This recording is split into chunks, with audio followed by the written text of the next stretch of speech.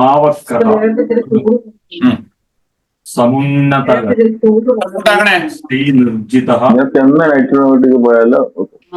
ദൈവജ്ഞ ഋതുരാലയ ക്ഷയധനൈ സംയുജ്യതേ ചന്ദ്രവൽ ഹ്രസ്വ പീനകള സമേതി ച വംശം സാംന സുഹൃത് വത്സലഃ തോയോദ്യാനരതിഃ സുവേശ്മസഹിത സ്വവേശ്മസഹിതേ സ്വവേശ്മസഹിതേ ജാതാ ശശാങ്കനര. അർത്ഥം കൂടി വായിക്കാവോ താഴെ? ചന്ദ്രൻ സ്വന്തം രാശിയായ കർക്കിടകത്തിൽ നിൽക്കുമ്പോൾ ജനിക്കുന്നവൻ അല്പം വളഞ്ഞ് വേഗത്തിൽ നടക്കുന്നവനായിരിക്കും. ഉയർന്ന അരക്കെട്ടായിരിക്കും ഉണ്ടായിരിക്കുക. സ്ത്രീകൾക്ക് അധീനനായിരിക്കും. നല്ല സ്നേഹിതന്മാരും ബന്ധുക്കളും ഉണ്ടാകും.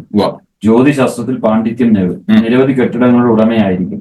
അധികം ഉയരമില്ലാത്തവനും തടിച്ച കഴുത്തോടു കൂടിയവനുമായിരിക്കും. ബന്ധുക്കളെ സ്നേഹിക്കും. ജലക്രീഡയിലും ഉദ്യാനങ്ങളിൽ വിശ്രമിക്കുന്നതിനും താല്പര്യം കാണിക്കും. ചന്ദ്രൻ വെളുത്ത പക്ഷത്തിൽ വലുതായി വരികയും കറുത്ത പക്ഷത്തിൽ ചെറുതായി വരികയും ചെയ്യുമല്ലോ. അതുപോലെ ജീവിതത്തിൽ ഉയർച്ച താഴ്ചകൾ ഒന്നിടപെട്ട് അനുഭവപ്പെട്ടുകൊണ്ടിരിക്കും. നല്ല വാക്കുകൊണ്ടല്ലാതെ ഇയാളെ വംശവദനാക്കുവാൻ കഴിയുകയില്ല. കീഴ്പ്പെടുത്താൻ പറ്റില്ല. അപ്പോഴ് എല്ലാരും കേട്ടല്ലോ അല്ലേ? നിങ്ങൾ ഓൾറെഡി ഇതിനകത്തൂടെ കടന്നു പോയതാണ്. ഈ കഴിഞ്ഞ ദിവസത്തെ ക്ലാസ്സിൽ ശാന്തി മാം എല്ലാവരും കൃത്യമായിട്ട് പറഞ്ഞു തന്നാ. അതുകൊണ്ട് ഞാൻ കുറച്ചും കൂടി വേഗത്തിൽ പോകാം. ഇതിനകത്ത് ആ വക്ര നിങ്ങൾ എങ്ങനെയാ പഠിച്ചു തുടങ്ങിയത്? അതിനെന്തർത്ഥം വെച്ചിട്ടാണ് പോയത്? ആ വക്ര എന്തർത്ഥമാണ് എഴുതിയത്? നിങ്ങളുടെ നോട്ടില്ലേ? എഴുതിയവരൊന്ന് എടുത്തേ എന്ന് പറഞ്ഞേ.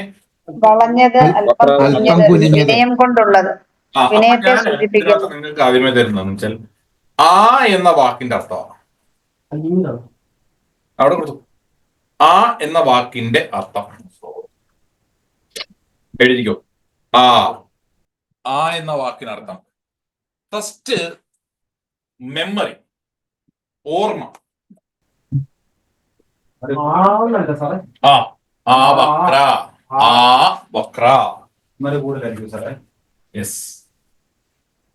കർക്കടകൻ രാശിയുടെ അധിപനായിരിക്കുന്ന ഗ്രഹം ചന്ദ്രനാണ് അല്ലെ?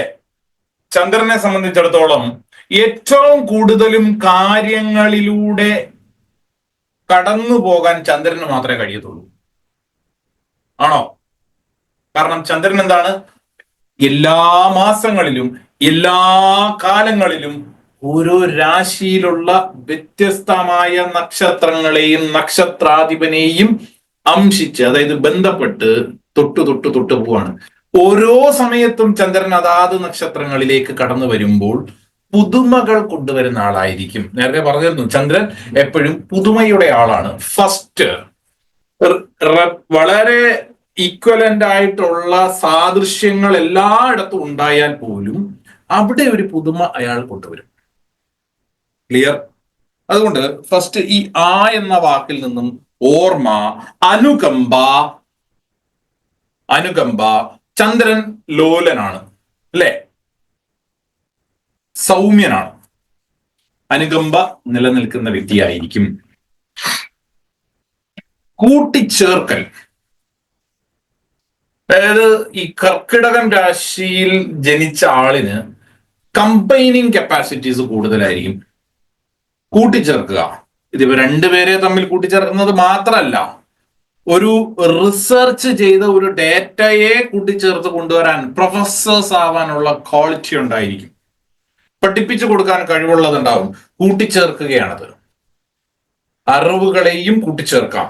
വ്യാഴത്തിന്റെ ഉച്ചരാശിയാണ്. എല്ലാ അറിവുകളും കൊടുക്കുന്ന വ്യാഴം ഉച്ചനാകുന്ന രാശിയല്ലേ കർക്കിടകം.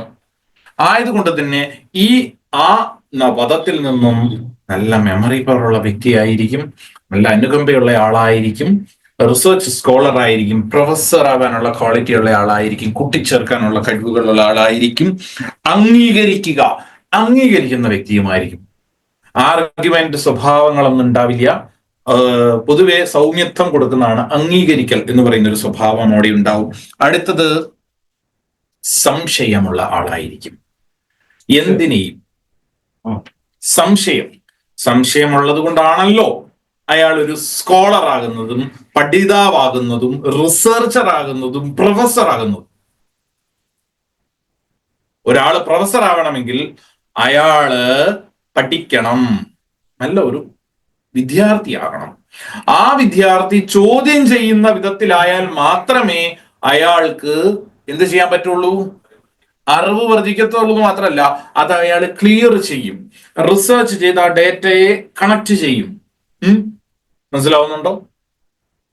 ടീച്ചിങ് കെബിലിറ്റി ഉണ്ടാവും, പഠിപ്പിക്കാനുള്ള കഴിവുകൾ ഉണ്ടാകും. അടുത്തത് സമ്മതിക്കുക, നേരത്തെ പറഞ്ഞല്ലോ, അംഗീകരിക്കുക. നിന്ദ നിന്ദ നിന്ദ ഉണ്ടായിരിക്കും. നിന്ദിക്കുക. ആ അത് എങ്ങനെയെന്ന് ചോദിച്ചിട്ടുണ്ടെങ്കിൽ, ഈ തൊട്ട് മുമ്പേ പറഞ്ഞതിനൊരു വിരോധാഭാസ അവസ്ഥയല്ലേ. ചന്ദ്രന്റെ സ്വഭാവത്തിനകത്ത് ഈ ക്വാളിറ്റീസ് എല്ലാം വരും, കാരണം എല്ലാത്തിലും കടങ്ങി പോകുന്നുണ്ട്. അങ്ങനെയെങ്കിൽ ഇവിടെ നിന്ദ വരുന്ന എങ്ങനെയാണെന്നറിയോ? ഈ വ്യക്തി ഒരു സ്കോളർ ആണെങ്കിൽ അയാള് കണ്ടെത്തിയതിന് അപ്പുറത്തൊരു വിഷയം ഒരാൾ പറഞ്ഞു കൊടുക്കാൻ ചെന്നാലും ബൈ ബൈ, ഓക്കെ ഡൺ. അതങ്ങനെയല്ല, ചിരിച്ചുകൊണ്ട് അതങ്ങോട്ട് വിട്ടുകളയും. മനസ്സിലായോ?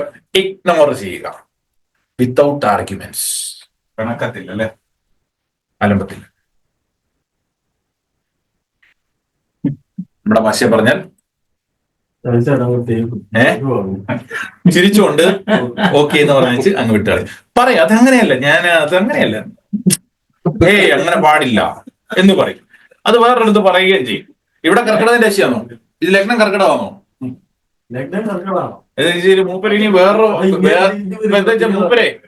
മൂപ്പര് പഠിച്ചു പോയ ഇനിയും വേറൊരു ജ്യോതിഷ പഠിപ്പിക്കുന്ന ഒരാളിനെ ജന്മത്ത് അംഗീകരിക്കത്തില്ല, അയാൾ തെറ്റാന്ന് പറഞ്ഞാലേ. ഇപ്പോ അങ്ങനെ എന്നെ പൊക്കി പറയും. എന്നേക്കാൾ മികച്ച ഒരെണ്ണത്തിനെ കാണാനായിട്ട് സംശയത്തോടു കൂടി നോക്കിക്കൊണ്ടേ ഇരിക്കും, റിസർച്ച് ചെയ്യും. കണ്ടില്ലാജി പറയും അങ്ങനെ അതൊന്നും അത്രയൊന്നുമില്ല. ഇത് കൃത്യമായിട്ട് പറഞ്ഞു കഴിഞ്ഞാൽ മറ്റേ ഏതൊരു സിനിമയ്ക്കകത്തെ മറ്റേ ഫഹദ് ഫാസില് എല്ലായിടത്തും സദ്യ ഉണ്ണാൻ പോകില്ല, കല്യാണമൊക്കെ കഴിഞ്ഞാൽ സദ്യ കൊണ്ട് ചെറിയ സാമ്പാറൊന്നും ശരിയായില്ലെന്നേ, ഇതിനേക്കാൾ നല്ലത് അതായിരുന്നെന്ന് ഇങ്ങനെ പറഞ്ഞില്ലേ. ഇതേപോലെ ഉണ്ടാവുള്ളൂ. കർക്കിടകൻ രശ്മി അങ്ങനെ വേണ്ടെന്ന് പറയും. അത് എല്ലാവരോടും പറഞ്ഞുകൊണ്ട് നടക്കുന്നല്ല, അത് എവിടെ ഉണ്ടാവും. അയാളുടെ ഉള്ളിൽ ആ ഒരു സ്വഭാവം എപ്പോഴും ഉണ്ടാവും. നിന്ദിച്ചു കളയുക എന്ന് പറയുന്ന ഒരു സ്വഭാവം ഇവിടെ എപ്പോഴും ഉണ്ട്. ഇഗ്നോർ ചെയ്യുക എന്ന് അതിനെ അവോയ്ഡ് ചെയ്യുക. അടുത്തത് സാമീപ്യം ആവശ്യമുള്ള വേറെ കുറെ വാക്കുകളുണ്ട്, നമുക്ക് അതൊന്നും ഇവിടെ ആവശ്യമില്ല. ഇനി വക്ര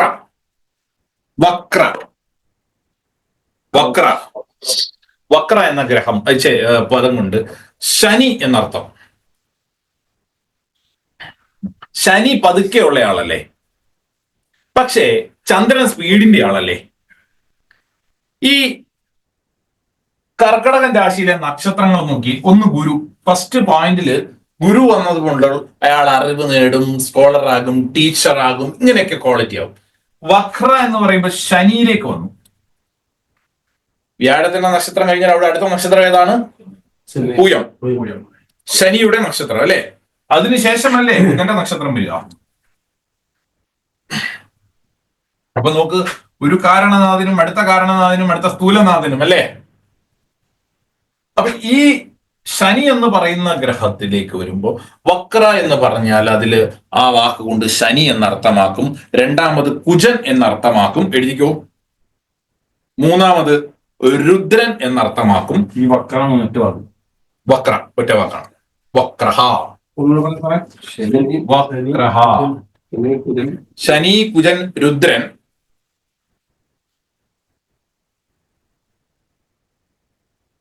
ത്രിപുരാസുരൻ.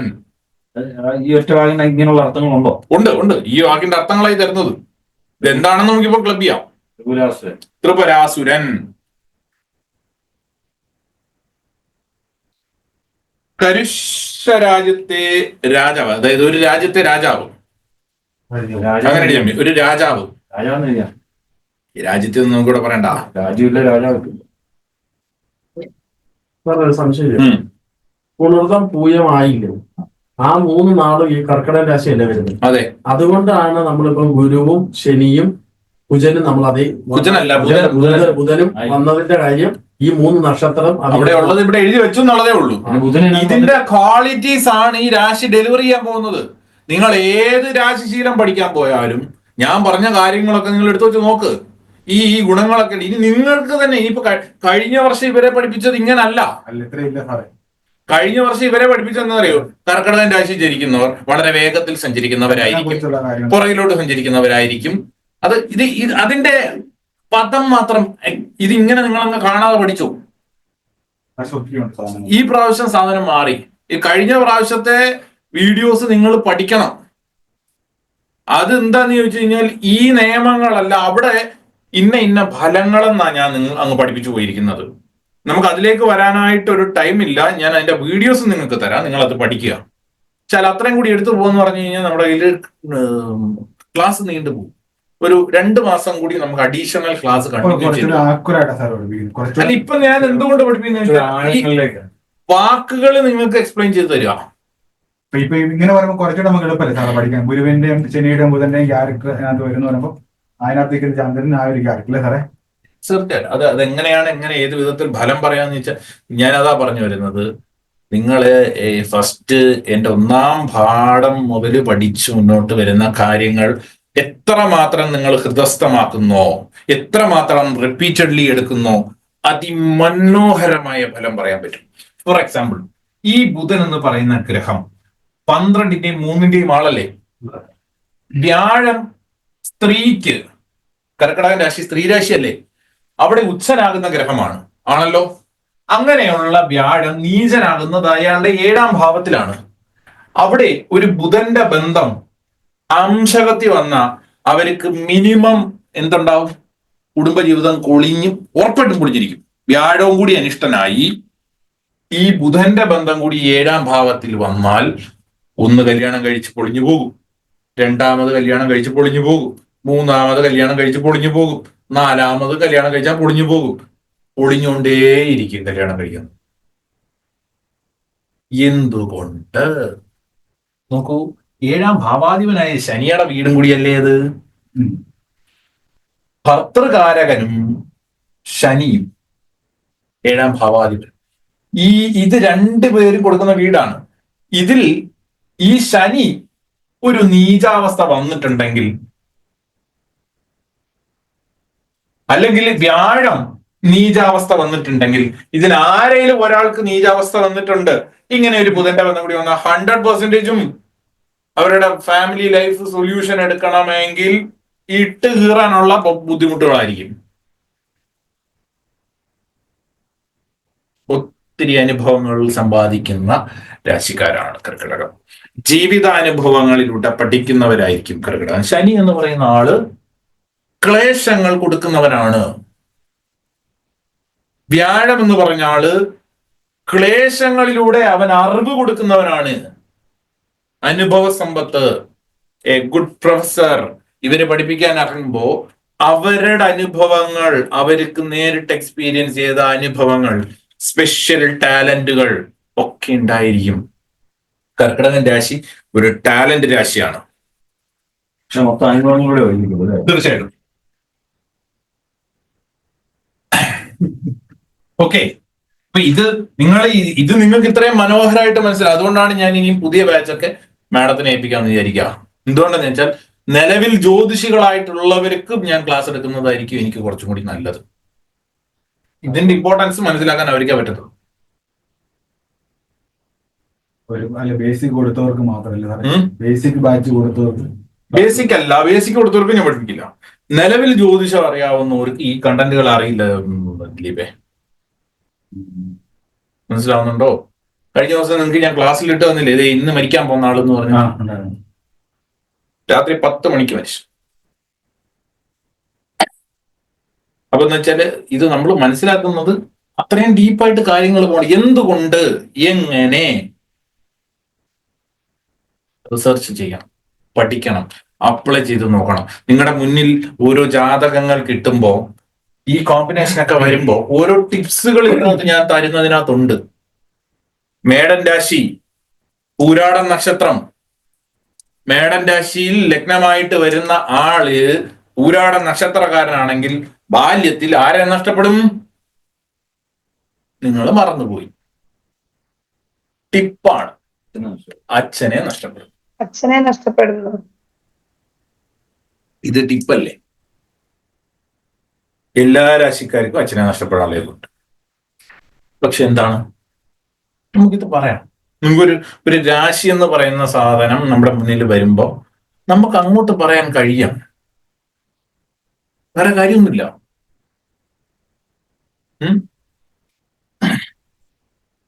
എപ്പോഴും സൂക്ഷ്മമായിട്ട് സ്വസ്ഥമായിട്ട് പഠിച്ച് മനസ്സിലാക്കുക. കർക്കിടകൻ രാശി. അപ്പൊ ഇതെന്താ എഴുതിയിരുന്നത്? ഈ ശനി, കുജൻ, രുദ്രൻ, ത്രിപുരാസുരൻ, ഒരു രാജാവ്, കുടിലഗതിയുള്ളവൻ. കുടിലഗതി, കുടിലഗ്രഹം രണ്ടും എഴുതാം. കുടിലഗതി. ഇപ്പൊ നോക്കിയേ, വക്ര എന്ന വാക്കുകൊണ്ട് കുടിലഗതി എന്ന് വെച്ചാൽ എന്താണെന്നറിയോ? നേർ സ്വഭാവത്തിൽ പോകാത്തത് എന്നാണ്. നേരെ പോകാത്തത്.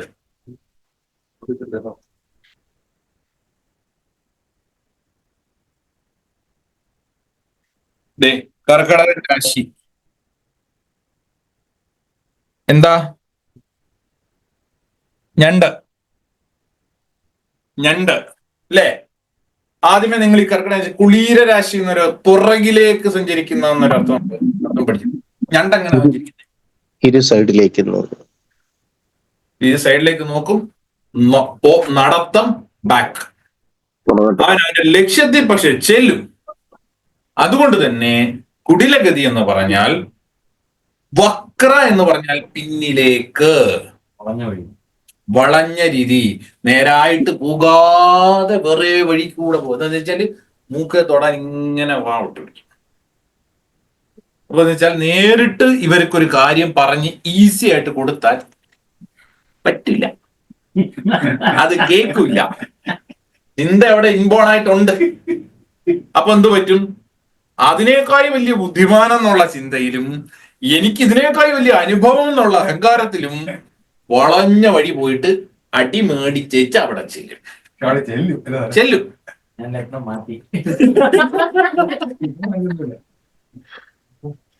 എന്തായാലും ആ കസേരക്ക് ഒരു മഹാത്മ്യം ഉണ്ടെന്നുള്ളത് വളരെ വ്യക്തമായിട്ട് മനസ്സിലായി. സന്തോഷം.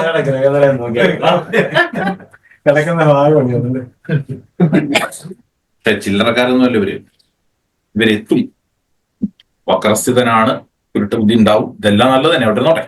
അടുത്തത് ഈ ശനി, കുജൻ രണ്ട് ഗ്രഹങ്ങളെയാണ് ഇവിടെ പറഞ്ഞിരിക്കുന്നത്. നോക്കി എന്തായിരിക്കും അവിടെ പറഞ്ഞിട്ടുണ്ടാവുക? ശനി എന്ന് പറയുന്ന ആള് 7ന്റെയും 8ന്റെയും ആളാണ്. കുജൻ എന്ന് പറയുന്ന ഗ്രഹം ആരാണ്? 5ന്റെയും 10ന്റെയും ആളാണ്. അല്ലേ?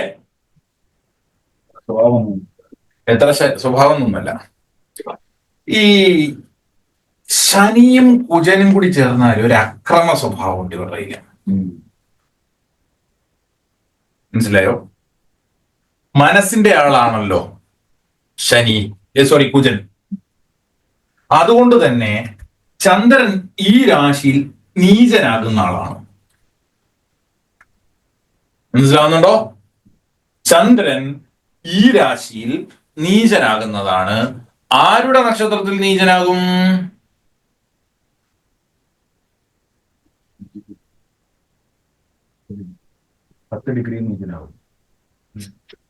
ചന്ദ്രനോ?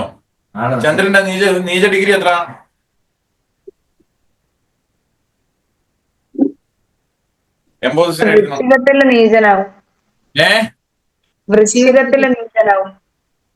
വൃശ്ചികത്തിലാണ് നീചനാവുന്നത്. ചന്ദ്രൻ നീചനാകുന്ന ഡിഗ്രി ഏതാണ്? എത്രാമത്തെ ഡിഗ്രിയിൽ നീചനാകും എന്നാണ് ചോദ്യം. മൂന്നാമത്തെ ഡിഗ്രി.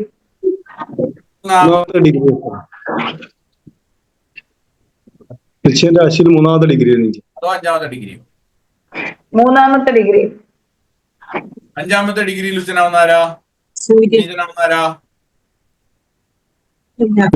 വ്യാഴം.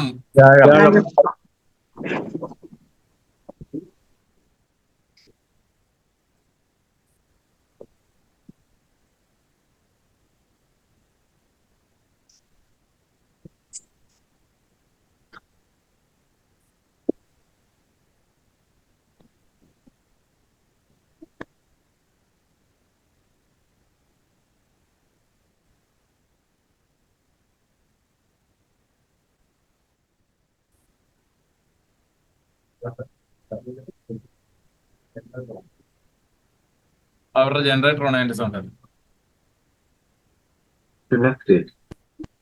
സംസാരിച്ചേ, പറയുന്നത് കേൾക്കുന്നുണ്ടോ? ഇങ്ങോട്ടൊന്ന് സംസാരിച്ചേ നിങ്ങള്. സൗണ്ട് കുറഞ്ഞു പോയി. കേൾക്കുന്നുണ്ട് സാർ. അപ്പൊ മതി.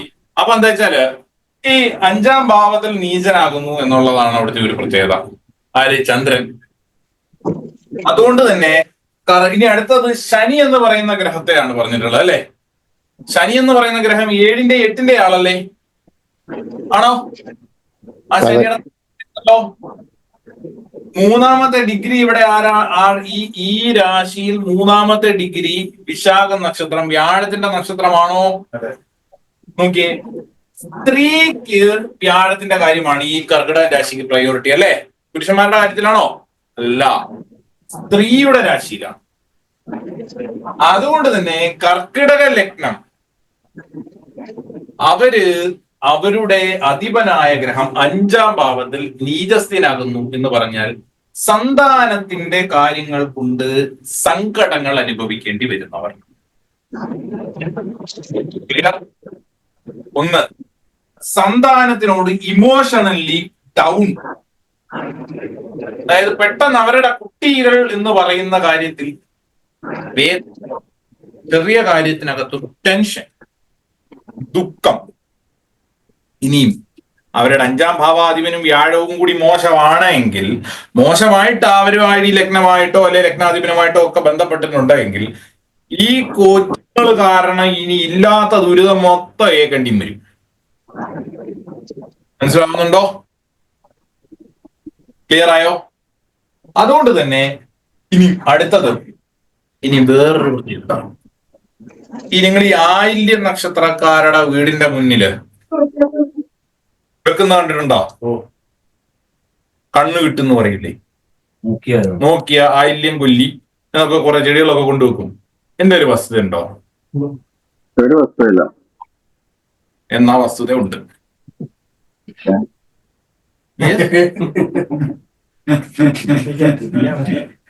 നോക്കണം. കർക്കിടക രാശി ആരുടെ രാശി? ചന്ദ്രന്റെ. ആണോ പുരുഷനാണോ? അതെവിടെയാ? 5-ലാ. സന്താനം മാത്രമല്ലല്ലോ, അവന്റെ മനസ്സ് ആണോ? ശരി. അവന്റെ കോൺഷ്യസ് മൈൻഡ് എവിടെയാ? 3. ബുദ്ധി, ദുർബുദ്ധി, അതുകൂടെ അല്ലേ? അതിന്റെ ആളാരാ?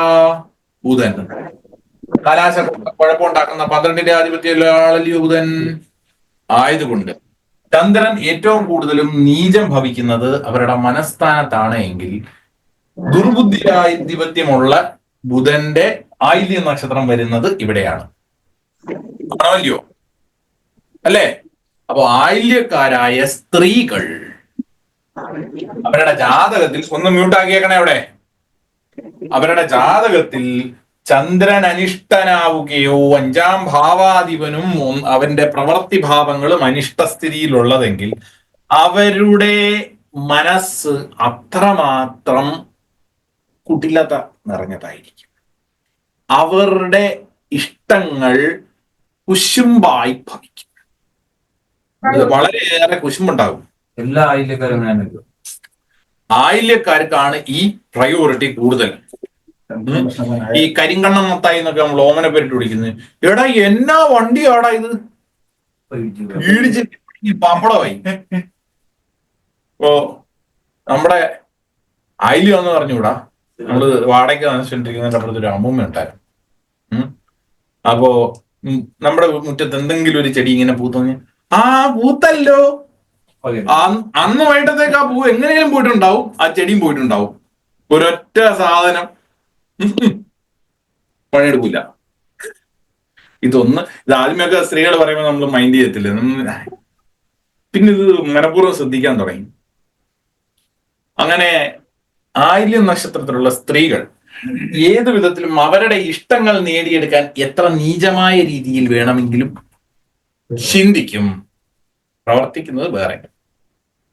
അതാ പറഞ്ഞ പ്രവൃത്തിയിൽ അത് വരണമെങ്കിൽ ചിന്ത 5-ലായതുകൊണ്ട്, ദൃഷ്ടി എന്ന് പറയുന്നത് ശനി 7-ലായതുകൊണ്ടും 8 ആ ദൃഷ്ടിയിലൂടെ കുഴപ്പം കൊടുക്കാൻ കഴിവുള്ളത് കൊണ്ടും ആ ശനി 10 പ്രവൃത്തി സ്ഥാനത്ത് നീചനാകുന്നത് കൊണ്ടും ആയില്യം നക്ഷത്രത്തിലെ സ്ത്രീകൾ, എല്ലാരും എന്നല്ല, സ്ത്രീകൾക്ക് അവരുടെ കണ്ണ് എന്ന് പറയുമ്പം വളരെ പ്രത്യേകതയാണ്. കുജൻ എന്ന് പറയുന്ന ആള് കാഴ്ചയ്ക്ക് എന്തെങ്കിലും പ്രാധാന്യം ഞാൻ പറഞ്ഞിട്ടുണ്ടോ? ഉണ്ടോ ഇല്ലയോ? യെസ്. നോക്കണം. സൂര്യന്റെ വീട്ടിൽ കാഴ്ചയുടെ മുഖ്യകാരകനായ മേടൻ രാശി കുജന്റെ വീട്ടിൽ കാഴ്ചയുടെ മുഖ്യകാരകനായ സൂര്യൻ എന്ത് പ്രാധാന്യം? 2ാം ഭാവം പ്രമാണം എന്ന് പറഞ്ഞേ. 2ാം ഭാവത്തിന്റെ പ്രമാണം എന്ന് പറഞ്ഞേ. ഉണ്ടാ മനോഹരമായിട്ടൊരു ബുദ്ധ പറഞ്ഞൂടാ.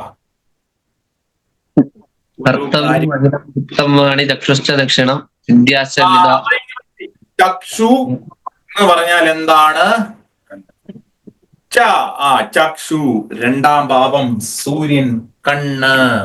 ദക്ഷിണം, ദക്ഷിണത്തിന് ഞാൻ പറയുന്നുണ്ട് കൊല്ലാനുള്ള പോക്കാഭാവം. ദക്ഷിണം ഇവരുടെ കണ്ണിന്റെ കാഴ്ച, ദൃഷ്ടി പവർഫുൾ ആയിട്ട് കടലിലേക്ക് കയറും. മനസ്സിലാവുന്നുണ്ടോ? ഇറ്റ്സ് എ എനർജി, സൂര്യപ്രകാശമാണ് എല്ലാം. അത് കണ്ണുകൊണ്ട് നിയമിക്കുമ്പോ കണ്ണ് എന്ന് പറയുന്ന സ്ഥാനം തന്നെ ഇവിടെ 2ാം ഭാവത്തെ വന്നേക്കുന്നത്. ഇനി 12ാം ഭാവത്തിൽ വാമം അമ്പകം എന്നും പറഞ്ഞിട്ടില്ലേ? വാമം അവിടെയും ഉണ്ടല്ലോ ഒരു കണ്ണ്, അല്ലേ? ഇടത് കണ്ണ്. അത് ബുധനല്ലേ? ബുധന്റെ പ്രത്യേകത എന്താ നമ്മൾ പറഞ്ഞിരുന്നില്ലേ? ഇവിടെ ദുർബുദ്ധി സ്ഥാനാധിപതിയായ ബുധനാണ്. വലതും ഇടതും, ഇടതിലുണ്ടാകുന്ന സാധനം വലതിലൂടെ പണിയെടുക്കും. സൂര്യനും ബുധനും ചേർന്നാൽ നിപുണ യോഗം എന്നാണ് വിളിക്കുന്നത്. ദൃഷ്ടിയിൽ നിപുണത, അത് ഉൾട്ടയാകുമ്പോൾ ഉൾട്ടാ നിപുണത. മനസ്സിലായോ? അതുകൊണ്ട് എല്ലാ ആയില്യ നക്ഷത്രക്കാർക്കുമല്ല, അവരുടെ ചന്ദ്രൻ മോശമാകുന്നത് ചന്ദ്രൻ ആയില്യ നക്ഷത്രക്കാർക്ക് ഉറപ്പായിട്ടും ഇവിടെ ഉണ്ടാവും, അല്ലെ? അവർക്ക് ലഗ്നം കൂടി ആവണം. ഈ പറയുന്ന കണ്ണ് ലഗ്നവും ചന്ദ്രനും അവിടെ വരികയാണെങ്കിൽ, ഒന്ന് ശനി 10 നീചനാവുകയാണ്, 2 സൂര്യൻ എന്ന് പറയുന്ന ഗ്രഹം ഏതെങ്കിലും വിധത്തിൽ ശനി നിൽക്കുന്ന വീട്ടിൽ, അതായത് വൃശ്ചികൻ രാശിയിലും കൂടി ഉണ്ടോ, തീർന്നു. ഒന്നും പറയാഞ്ഞിട്ട് ഈ കർക്കിടകൻ രാശിക്കാർക്ക് വൃശ്ചികൻ രാശി സൂര്യനെങ്ങാണം നിന്ന് കഴിഞ്ഞാല് തന്റെ ഇടത്തിന് യാതൊരു കുറവും ഉണ്ടാവില്ല. ഭയങ്കര ബോൾഡ് ആയിരിക്കും. വൃശ്ചികൻ രാശിയിൽ വൃശ്ചിക മാസത്തിൽ ജനിച്ചവരെ നിങ്ങളൊന്ന് നോക്കുമ്പോ പൊതുവെ നല്ലൊരു ശതമാനം ആൾക്കാരും നല്ല ടെറിഫിക് ആയിരിക്കും. മീൻസ് അവര് ബോൾഡാവും, കണ്ണിച്ചോരയില്ലാത്ത പോലെയുള്ള പ്രവർത്തനങ്ങൾ ചെയ്യാൻ കപ്പാസിറ്റി ഉണ്ടാവും. എവിടെയും എന്തും തന്റെ ഇടത്തോടു കൂടി ഇറങ്ങി അഡ്വഞ്ചറസ് ആക്ടിവിറ്റീസ് ചെയ്യും. അപ്പോ ഇങ്ങനെയൊക്കെ ഉള്ള പല കാരണങ്ങളുണ്ട് അതിന്റെ പിറകിൽ. ആയതുകൊണ്ട് ശനി കുചന്മാര് ദൃഷ്ടി വിഷയങ്ങള് വക്രം എന്ന് പറയുമ്പോൾ തന്നെ കുരുട്ട് ബുദ്ധി, പുറകിലേക്കുള്ള ചിന്ത എന്ന് ഓൾറെഡി പറഞ്ഞു കഴിഞ്ഞു. ഇനി ഇത് രണ്ടും കൂടെ ചേർന്ന വേറെ വക്ര വേറെ, വക്ര എന്ന് പറഞ്ഞ് ചേരുമ്പോ ഇനി വക്ര എന്ന് പറയുന്ന വാക്കിനൊപ്പം വക്രം എന്നൊരു വാക്കും കൂടെയുണ്ട്. അതെന്താ വെച്ചാൽ പുഴയുടെ വളവ്, തകരമരം,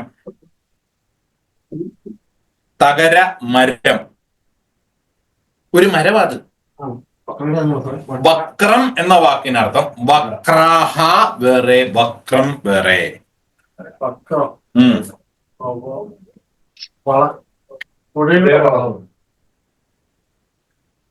അതിന്ന് ഒറ്റ കാര്യം മനസ്സിലാക്കിയാൽ മതിയെന്നേ. നേരെ പോത്തില്ല, വളഞ്ഞേ പോത്തുള്ളൂ. ഓൾറെഡി നമ്മളത് പറഞ്ഞു കഴിഞ്ഞ്. എന്താന്ന് എനിക്കറിയണ്ടായി.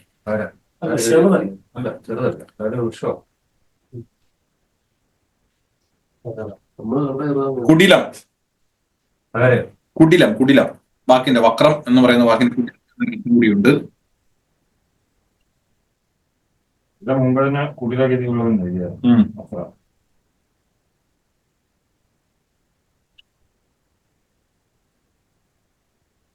ഇനി വക്രഗതി എന്നൊരർത്ഥം. വക്രഗതി, വക്രഹ എന്ന വാക്കിന്റെ അകത്തുള്ളതാണ് ഇതെല്ലാം. അതിനകത്ത് വക്രം ഒരു സെപ്പറേറ്റ് വാക്ക, സബ് ഡിവിഷൻ ആണ്. അതിനകത്ത് തന്നെ വീണ്ടും വക്രഗതി എന്നൊരർത്ഥമുണ്ട്. അതിന്റെ എക്സ്പ്ലനേഷൻ കൊടുത്തിരിക്കുന്നത് ചതിക്കുന്നവൾ എന്നാണ്, ചതിക്കുന്നവൻ എന്നല്ല. ആയതുകൊണ്ട് 150%, എത്ര 150% കർക്കിടകൻ ലഗ്നക്കാരിയായ സ്ത്രീകൾ ഒന്നുകിൽ വ്യാഴത്തെ ചതിക്കും, ഭർത്താവിനെ ചതിക്കും, അല്ലെങ്കിൽ സന്താനത്തെ ചതിക്കും. അതുമല്ലെങ്കിൽ ബുധൻ സഹോദരനോ സഹോദരിയോ ബന്ധുജനങ്ങളെയോ കൂട്ടുകാരെയോ ചതിക്കും. 100% കർക്കിടക രാശിക്കാർ ചതിച്ചിരിക്കും. സ്ത്രീകളാണ് പ്രത്യേകത.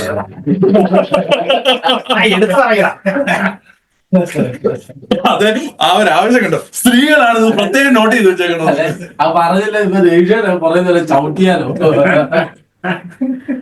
അപ്പം ചതിക്കുന്നതിന്റെ കണ്ടീഷൻ അത്രേ ഉള്ളൂ. 100% ചതിക്കും.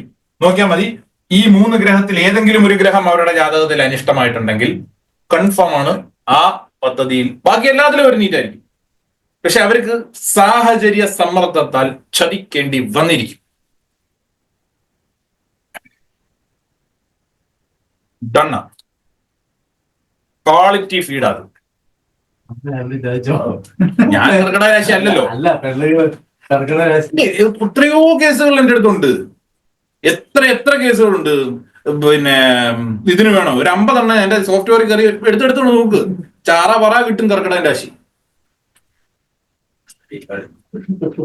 കർക്കിടകൻ രാശി ഇനി വേറൊന്ന് ചതിക്കപ്പെടുക എന്ന് പറയുമ്പോൾ വളരെ സീരിയസ് ആയിട്ട് അവര് പക്ഷെ ഒരിക്കലും അവരുടെ ഒരു വ്യാഴം പ്രൊട്ടക്ട് ചെയ്യുന്ന രാശിയത്. അവരുടെ ചതിയൊന്നും പുറലോകം അറിയില്ല. ഇനി ആരെങ്കിലും പറഞ്ഞൊരു നടക്കണമെന്ന് വിചാരിച്ചാലും പറ്റത്തില്ല. അവർക്കൊരു പിക്ചർ, നല്ലൊരു പിക്ചർ അവിടെ ഉണ്ടായിരിക്കും. കാണോ? ഏതാ ആ മാസം ജനിച്ചവർക്കും ഉണ്ടാവോ അത്? ആ മാസം ജനിച്ചവർക്ക് ഉണ്ടാവണം നിർബന്ധമില്ല. ലഗ്നം കർക്കിടക ലഗ്നം. നോക്കിയേ, കർക്കിടക ലഗ്നവും ആയില്യം നക്ഷത്രവും ശനി നീചനുമാണെങ്കിൽ 200% പങ്കാളിയെ ചതിക്കണ്ടേ? വേണ്ടേ? ഉറപ്പായിട്ടും ചതി. വ്യാഴവും ശനിയും നല്ല രീതിയിൽ നിന്നുകൊണ്ടാണെങ്കിൽ എങ്ങനെ ചതിക്കുന്ന വെച്ച് കഴിഞ്ഞാൽ, കെട്ടിയവനൊക്കെ ജോലിയൊക്കെ ചെയ്ത് ഗൾഫിൽ കിടക്കും, ഇവരിവിടെ ജോലിയായിട്ട് കൂട്ടൊക്കെ അടിച്ച് ജോളിയായിട്ട് നടക്കും. ഇന്നലെ ഏതോ ഒരു എന്തോ പേര് എഡ്യൂക്കേഷൻ ലോണിന്റെ ഒരു വീഡിയോ പോസ്റ്റ് കണ്ടോണ്ടപ്പം SBIയുടെ അതിന്റെ അടിയിൽ ഇങ്ങനെ കിടക്കുന്നു, എഡ്യൂക്കേഷൻ ലോൺ ചെയ്യാനായിട്ട് ഭാര്യയെ 2,80,000 രൂപ കൊടുത്ത് പഠിപ്പിച്ചു. അവള് തേച്ചു വേറെ കൂടെ പോയി. ഇപ്പോ അത് കിടന്ന് പെരുകി 10 ലക്ഷമായിട്ട് റിക്കവറി വന്നിരിക്കുന്നു അവന്റെ മണ്ടയ്ക്ക്. ഇതൊക്കെ ആ കാറ്റഗറിയിൽ വരുന്നതാണ്. എനിക്കറിയാവുന്ന ഒരു പാർട്ടി ഉണ്ട്, ആയില്യം നക്ഷത്രം. ഭർത്താവുണ്ട്, വീട്ടിലുണ്ട്, പറ്റിക്കുന്നുണ്ട്. പുള്ളിയെ പരിഗണന, പുള്ളിയെ തൊഴിലടിച്ച് പൂസാക്കിയിട്ട് പറ്റിച്ചിട്ടേ പുള്ളി മരിച്ചുപോയി. ലൈവ് എനിക്ക് ആയില്യം നക്ഷത്രം. ആയില്യം നക്ഷത്രം ഇത് ഗ്യാരണ്ടി ആണ്. അതെവിടെ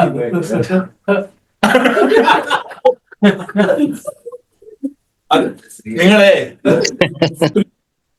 ഫലം മാത്രം പറഞ്ഞാൽ മതി, ലൊക്കേഷൻ കൊടുക്കരുത്. എന്ന് പറഞ്ഞാൽ അറിയാം, ചെറുപ്പം തൊട്ട് അറിയാം. അല്ല,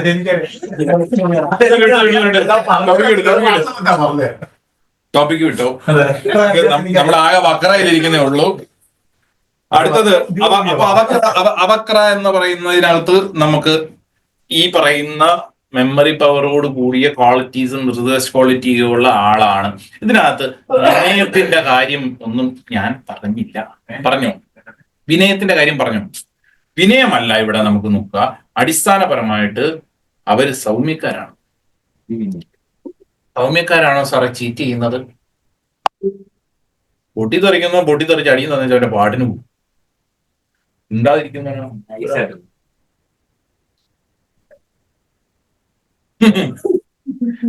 ഞാൻ ഈ പറഞ്ഞ ചീറ്റിംഗ് കർക്കിടക രാശിക്ക് പൊതുവെ ബാധകമാണ്.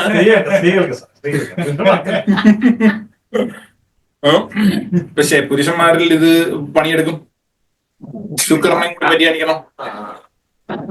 ഏഴാം ഭാവാദി എപ്പോഴും പണിയെടുക്കുന്നോ?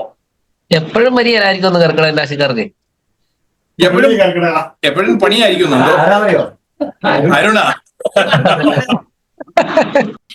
കർക്കിടക രാശിയാ? അതെ അതെ. എല്ലാ ദിവസവും എനിക്കൊരു അക്കടി അങ്ങ് പറ്റും. ഈ സ്റ്റാർട്ടിങ്ങിന് മുമ്പ് ഈ രാശിക്കാരുണ്ടെന്നൊന്ന് ചോദിക്കാൻ പറ്റുന്നില്ല. ഞാൻ ചോദിക്കാം, ഞാൻ മനസ്സിലാക്കണേ ചോദിക്കുന്നില്ല. ഞങ്ങളൊന്നും എല്ലാവരും ചോദിക്കും. ഇതിനെക്കാരുണ്ടോ അതിനകത്ത് ഉണ്ട്. അങ്ങനെ ചോദിക്കാറ്. ഇത് അന്നത്തെ ബാച്ചിൽ ഇങ്ങനെ നമുക്ക് അടി കൊടുക്കാൻ പറ്റുന്നില്ലേ? ഇതിനെ തുടക്കം വല്ല എന്ത് ജിലു ഇല്ലേ ലൈനില്?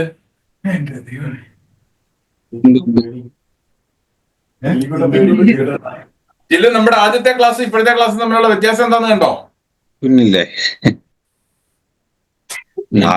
ക്ലാസ്സിൽ നാല് രാശിയിൽ വരുള്ളൂ. ബാക്കി 8 നമുക്ക് പ്രശ്നമില്ലല്ലോ. അതെ. അപ്പൊ എഴുതിക്കും. ഇനി അടുത്തത് വക്ര, ദ്രുത, ദ്രുത, അവക്ര, ദ്രുതക എന്നാണ്. ദ്രുത, ദ്രുത. സാറേ വക്രഹ അവക്ര എന്ന് പറഞ്ഞ സാറേ, അവക്ര എന്ന് പറയുന്ന ഒന്ന് പറഞ്ഞില്ലല്ലോ സാറേ മീനിങ്. അവക്ര, ആ വക്ര എന്ന വാക്കിന് ഞാൻ ഈ പറഞ്ഞ പദങ്ങളെല്ലാം കൂടെ ചേർക്കുന്നത് മാത്രമേ ഉള്ളൂ. അങ്ങനെ ഒരു വാക്കില്ല. ശരി ശരി സാർ. ആ എന്ന വാക്കിനാണ് അവിടെ ഫസ്റ്റ് പ്രയോറിറ്റി. അങ്ങനെ പറയുന്ന കാര്യങ്ങളോട് കൂടിയ വക്രഗതിയുള്ളവൻ. ഓ ശരി സാർ. പഠിപ്പിക്കുകയോ കാര്യങ്ങൾ എന്തെങ്കിലുമൊക്കെ ആയിക്കോട്ടെ. പക്ഷെ അപ്പൊ നോക്കണം, കർക്കിടകൻ രാശിയിൽ ഈ ക്വാളിറ്റീസോട് കൂടി വരുന്ന പുരുഷന്മാർക്ക് നല്ലത് തന്നെയാണ്. മോശ പദങ്ങൾ അവിടെ കുറഞ്ഞിരിക്കും. എന്തുകൊണ്ടെന്ന് ചോദിച്ചിട്ടുണ്ടെങ്കിൽ നോക്കിയേ, ഈ ഗ്രഹങ്ങളുടെ സ്ത്രീ പുരുഷ സ്വഭാവത്തെ കുറിച്ച് പറഞ്ഞു തന്നിട്ടുണ്ടല്ലോ അല്ലെ? സ്ത്രീയോ പുരുഷനോ? ആദ്യം അതിനകത്ത് വരുന്ന പുരുഷഗ്രഹം അല്ലേ? ശനി പുരുഷനാണോ സ്ത്രീയാണോ? സ്ത്രീ. ശനി സ്ത്രീയാണോ? അതെ അതെ. ഒന്നും കൂടി എടുത്ത് നോക്കിയേ. ആ ബുധനും ശനിയും നപുംസകം. അപ്പൊ നോക്കൂ, ഇതിനകത്ത് സ്ത്രീയും പുരുഷനും ചേർന്നതെന്നുള്ളതാണ് നപുംസകത്തിലുള്ളത്. അപ്പൊ പുരുഷന് മാത്രം ക്വാളിറ്റി കൊടുക്കുന്നുണ്ടെങ്കിൽ അത് വ്യാഴത്തിലൂടെയുള്ള പുരുഷനായിരിക്കും അത്. യെസ്, ഗുണം പുരുഷന്മാർക്ക് തന്നെയാണ്. ബാക്കി സ്ത്രീകൾ വന്നു കഴിഞ്ഞാൽ അവരുടെ കയ്യിൽ പുരുഷന്റെ സ്വഭാവം ഉണ്ടാവും, ഒപ്പം പെണ്ണിന്റെ സ്വഭാവം ഉണ്ടാവും. രണ്ടും ഉണ്ടാകും. നല്ല പെർഫെക്റ്റ് ആയിട്ട് ആചാര്യൻ നല്ല മനോഹരമായിട്ട് പറഞ്ഞു പോയിരിക്കുകയാണ് ആ രണ്ട് വാക്കുകളിൽ. പഠിക്കാൻ നമ്മൾ വേറെ വഴിക്ക് പോകാത്തതിന്റെ കുഴപ്പമാണ്, നമുക്കൊന്നും ചെയ്യാൻ പറ്റില്ല. അടുത്തത് ദ്രുത. ദ്രുത എന്ന് പറഞ്ഞാൽ പൂച്ച തേൾ മരം. പൂച്ച തേൾ മരം. പൂച്ച പൂച്ച. കർക്കിടകൻ രാശിക്കാർക്ക് പൂച്ചയോടൊരു ഇഷ്ടമുണ്ടാകാം. പൂച്ച തേൾ മരം. മരം മരം. ഓപ്ഷൻ ഒന്നുമില്ല. പൂച്ച പൂച്ച 3 ഓപ്ഷനാണ്. ഇതിലേതെങ്കിലും ഒന്നെടുക്കാല്ലേ? പൂച്ച. ശരി, പൂച്ച തേൾ മരം. നോക്ക്, ഈ ഇവിടെ വേറൊരു പ്രത്യേകത വെച്ചാൽ പൂച്ചയുടെ പ്രത്യേകത എന്ന് പറയുന്നത്, ഇവിടെ കർക്കിടകൻ രാശിക്കാർക്ക് വളരെ സ്പെഷ്യൽ ക്വാളിറ്റി ഓൾറെഡി നമ്മൾ പറഞ്ഞു. അതായത് ഒരു റിസർച്ച് സ്കോളറിന്റെ ക്വാളിറ്റിയെ കുറിച്ച് പറഞ്ഞില്ലേ? ചോദിക്കാനും സംശയാലുവും എന്ന് പറഞ്ഞില്ലേ? അതായത് പൂച്ചയുടെ കഴിവ് എന്താണ്? കാണാൻ കഴിയും ഏത് നേരത്തും. അതൊരു സ്പെഷ്യൽ ക്വാളിറ്റിയാണ്. 2, നല്ല സ്മെൽ സെൻസിങ് ഉള്ള ഗ്രഹമല്ലേ ബുധൻ? എല്ലാ ടാലന്റുകളും അടങ്ങിയതല്ലേ ബുധൻ? എല്ലാ ഗ്രഹങ്ങളുടെയും ഭൂതങ്ങളുടെയും ക്വാളിറ്റി അടങ്ങിയതല്ലേ ബുധൻ? ആയതുകൊണ്ട് തന്നെ ഈ പൂച്ച എന്ന് പറയുന്നതിനെ കൊണ്ട് ഉദ്ദേശിക്കുന്നത് ഡയറക്ട്ലി പറഞ്ഞു കഴിഞ്ഞാൽ ഏത് പൂച്ചയുടെ വീഴ്ചയുടെ ക്വാളിറ്റി എന്താ? എങ്ങനെ വീണാലും സ്പോണ്ടേനിയസ്. വന്നിട്ടല്ലേ നിങ്ങൾ പൂച്ചയുടെ വീട് തെരഞ്ഞു പിടിച്ചു ഇങ്ങനെ പാമ്പ് ഇങ്ങനെ കൊത്താൻ ഇങ്ങനെ നോക്കി ഇങ്ങനെ ആടി, പാമ്പ് ഇങ്ങനെ ആടിയായിട്ടിരിക്കും, പൂച്ച ഒരു അനക്കം ഇല്ലാതെ ഇങ്ങനെ ഇരിക്കും. കോത്തുന്ന സമയത്ത് ഒരു ഒറ്റ അടിയും കൊടുക്കുവാന്, അല്ലെങ്കിൽ എന്ത് ചെയ്യും, മാറിയിട്ടുണ്ടാവും, സ്പോട്ടിൽ മാറിയിട്ടുണ്ടാവും, പിടിച്ച് കറങ്ങി കയറിയിട്ടുണ്ടാവും. പൂച്ചക്ക് അടിതെറ്റൽ വളരെ കുറവാണ്. തെറ്റിയാൽ തന്നെ അവൻ എവിടെയും ഞാൻ വലിഞ്ഞു കയറിണ്ടാവും. സ്പോണ്ടേനിയസ് ആയിട്ട് കാര്യങ്ങളെ അനലൈസ് ചെയ്ത് ഡിസിഷൻ എടുക്കും. Spot decision makers. ദ്രുത, വേഗത എന്നാണ് അതിന്റെ അർത്ഥം. ദ്രുതഗതി, വേഗഗതി. ദ്രുതക. അതുകൊണ്ട് സ്പോട്ട് ഡിസിഷൻ മേക്കേഴ്സ്. അവരുടെ മെമ്മറി പവർ ഓൾറെഡി ഉണ്ട്. മെമ്മറിയിൽ ഡാറ്റ ഉണ്ടെങ്കിൽ ഏത് എവിടെ എപ്പോ എടുക്കണമെന്നുള്ളത് കുത്തിയിരുന്ന് ആലോചിക്കണ്ട. വേണോ? ടക്ക് ടക്ക് ടക്കേന്ന് എടുത്തിട്ടേയിരിക്കും. ക്ലിയർ? പക്ഷേ കർക്കിടകത്തിന്റെ എല്ലാ ബുധൻ വരുന്നതെല്ലാം 12 12 റിസർച്ച് സ്ഥാനം. മമ മറവെന്നുള്ളത് വരത്തില്ല. മറവെന്നുള്ളത് മറഞ്ഞിരിക്കുന്നതെല്ലാം അവർക്ക് എടുക്കാൻ കഴിയും. ബുധന് മറഞ്ഞിരിക്കുന്നത് എടുക്കാം. മറഞ്ഞിരിക്കുന്നത് എടുക്കാൻ കഴിവുള്ള ഗ്രഹം ചന്ദ്രനും ബുധനുമാണ്. മറഞ്ഞിരിക്കുന്ന കാര്യങ്ങൾ പുറത്തു കൊണ്ടുവരാൻ കഴിവുള്ള ഗ്രഹം, വേഗതയിൽ പുറത്തു കൊണ്ടുവരാൻ കഴിവുള്ള ഗ്രഹം ചന്ദ്രനും ബുധനും ആണ്. 12ാം ഭാഗത്ത് ഈ പറയുന്ന ചന്ദ്രനും ബുധനും ആണെങ്കിൽ അങ്ങനെ വരണമെന്ന് നിർബന്ധമില്ല. ഈ 2 ഗ്രഹങ്ങൾക്കും പോയി പെട്ടെന്ന് എടുത്തിട്ട് ചന്ദ്രൻ വേഗത്തിൽ പോയിട്ട് എടുത്തിട്ട് വരും. ബുധൻ ടാക്ടിക്കലി പ്രാക്ടിക്കലി പോയിട്ട് ഇങ്ങനെ നോക്കി നോക്കി നോക്കി അതിന്റെ പോയിന്റുകൾ വെച്ചിട്ടുണ്ട്. ചന്ദ്രൻ ഒന്നുമില്ല, നേരെ എടുത്തു. 12ാം ഭാവം സാധനം മറവെന്നല്ലേ പറയുന്നത്. അതെ, മറഞ്ഞിരിക്കുന്നത് പെട്ടെന്ന് പോയി എടുക്കാൻ കഴിയുന്ന ഗ്രഹമാണ് പറഞ്ഞത്. അത് 12ാം ഭാവമാണ് പറഞ്ഞത്. 12ൽ നന്നായിട്ട് റിസർച്ച് ചെയ്യാൻ കഴിവുള്ളത്, എടുക്കൊണ്ട് വരാൻ, ഒന്ന് മ്യൂട്ടാക്കണം, എടുത്തിട്ട് വരാൻ കഴിവുള്ളത്, മറ്റുള്ളവരുടെ രഹസ്യങ്ങൾ ഇവരിലേക്ക് തനിയെ വരും. മനസ്സിലായോ? അവരിലേക്ക് തേടി ഇങ്ങ് വരും. മറ്റുള്ളവർ വന്നേച്ച് ദുഃഖങ്ങൾ ഇവരോട് പറയും, അവരുടെ സ്വകാര്യ കാര്യങ്ങൾ ഇവരോട് പറയും. എന്റെ അത് തന്നെയാണ്. എന്നോട് എല്ലാരും എന്റെ അടുത്ത് ഒന്നും പറയാതെ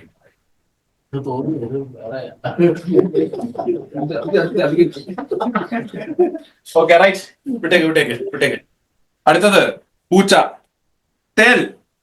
നേരത്തെ നമ്മൾ ഓൾറെഡി പറഞ്ഞു, ചലിക്കുന്ന സ്വഭാവമുണ്ട്, ചില വിഷ സ്വഭാവമുണ്ട് അല്ലേ? ഓക്കെ. അടുത്തത് മരം. മരത്തിന് എന്താ പ്രത്യേകത? തണലാവും. തണല് അനങ്ങത്തില്ല. സ്റ്റേബിൾ. എങ്ങോട്ടും പോകാൻ പറ്റുന്നില്ല. Stable, lasting, long lasting. ഏറ്റവും കൂടുതലും ആയുർ ഗുണം കൊടുക്കുന്ന രാശിയാണ് കർക്കിടകൻ രാശി. ഏറ്റവും കൂടുതൽ ആയുസുള്ള രാശികളിൽ ഒരെണ്ണം കർക്കിടകം, മറ്റൊന്ന് വൃശ്ചികം, പിന്നൊന്ന് മീനം. Long life.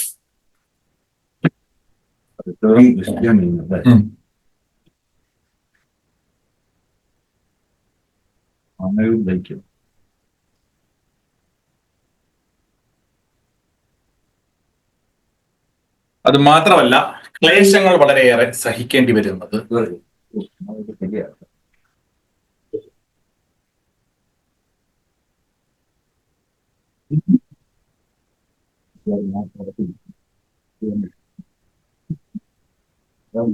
അടുത്തത് ദ്രുതഹ. അതിനകത്ത് അടുത്തത് വേഗത, ദ്രുതം, വേഗത അല്ലെ, വേഗത്തിലുള്ള നൃത്തം എന്നും കൂടിയുണ്ട്. വേഗത്തിലുള്ള നൃത്തം.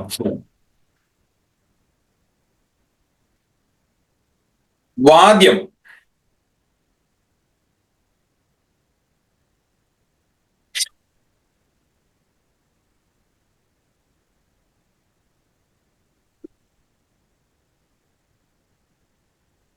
എഴുതിയല്ലോ. അപ്പൊ ഇവര് വേഗത്തിൽ കാര്യങ്ങൾ ചെയ്യുകയോ വേഗത്തിൽ നടക്കുന്നവരോ ആകാം. കാര്യങ്ങളെല്ലാം വേഗത്തിൽ ചെയ്യുന്നവരോ അല്ലെങ്കിൽ വേഗത്തിൽ നടക്കുന്നവരോ ആയിരിക്കാം. ഇനി ഇതിനകത്ത് വാദ്യം എന്ന് പറയുന്നത് ഒരു ഇൻസ്ട്രുമെന്റ് അല്ലേ അത്, അല്ലേ? അപ്പൊ ഇവർക്ക് കലാപരമായ ഏതെങ്കിലും ഒരു കഴിവ് ഇവരിലുണ്ടായിരിക്കും. താളം പിടിക്കണമെന്ന് തന്നെയല്ല, മറ്റെന്ത് വിധത്തിലുമാകാം. സംഗീതവുമായി ബന്ധപ്പെട്ടതോ, എഴുത്തുമായി ബന്ധപ്പെട്ടതോ, അഭിനയവുമായി ബന്ധപ്പെട്ടതോ, ഇങ്ങനെ എന്തെങ്കിലും ഒരു കഴിവ്, ഒരു ഇൻബോൺ ടാലന്റിന്റെ രാശിയാണെന്നും കൂടി പറഞ്ഞല്ലോ. അതവിടെ ഉണ്ടാവും. സംഗീതത്തിന് വളരെയേറെ ക്വാളിറ്റീസ് ഉണ്ടാവും.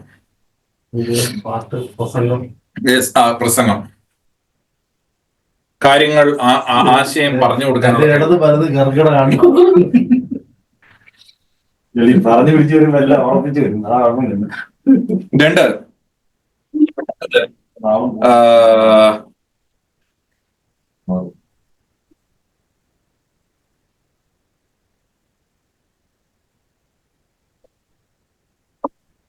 ഇനി എന്താണ്?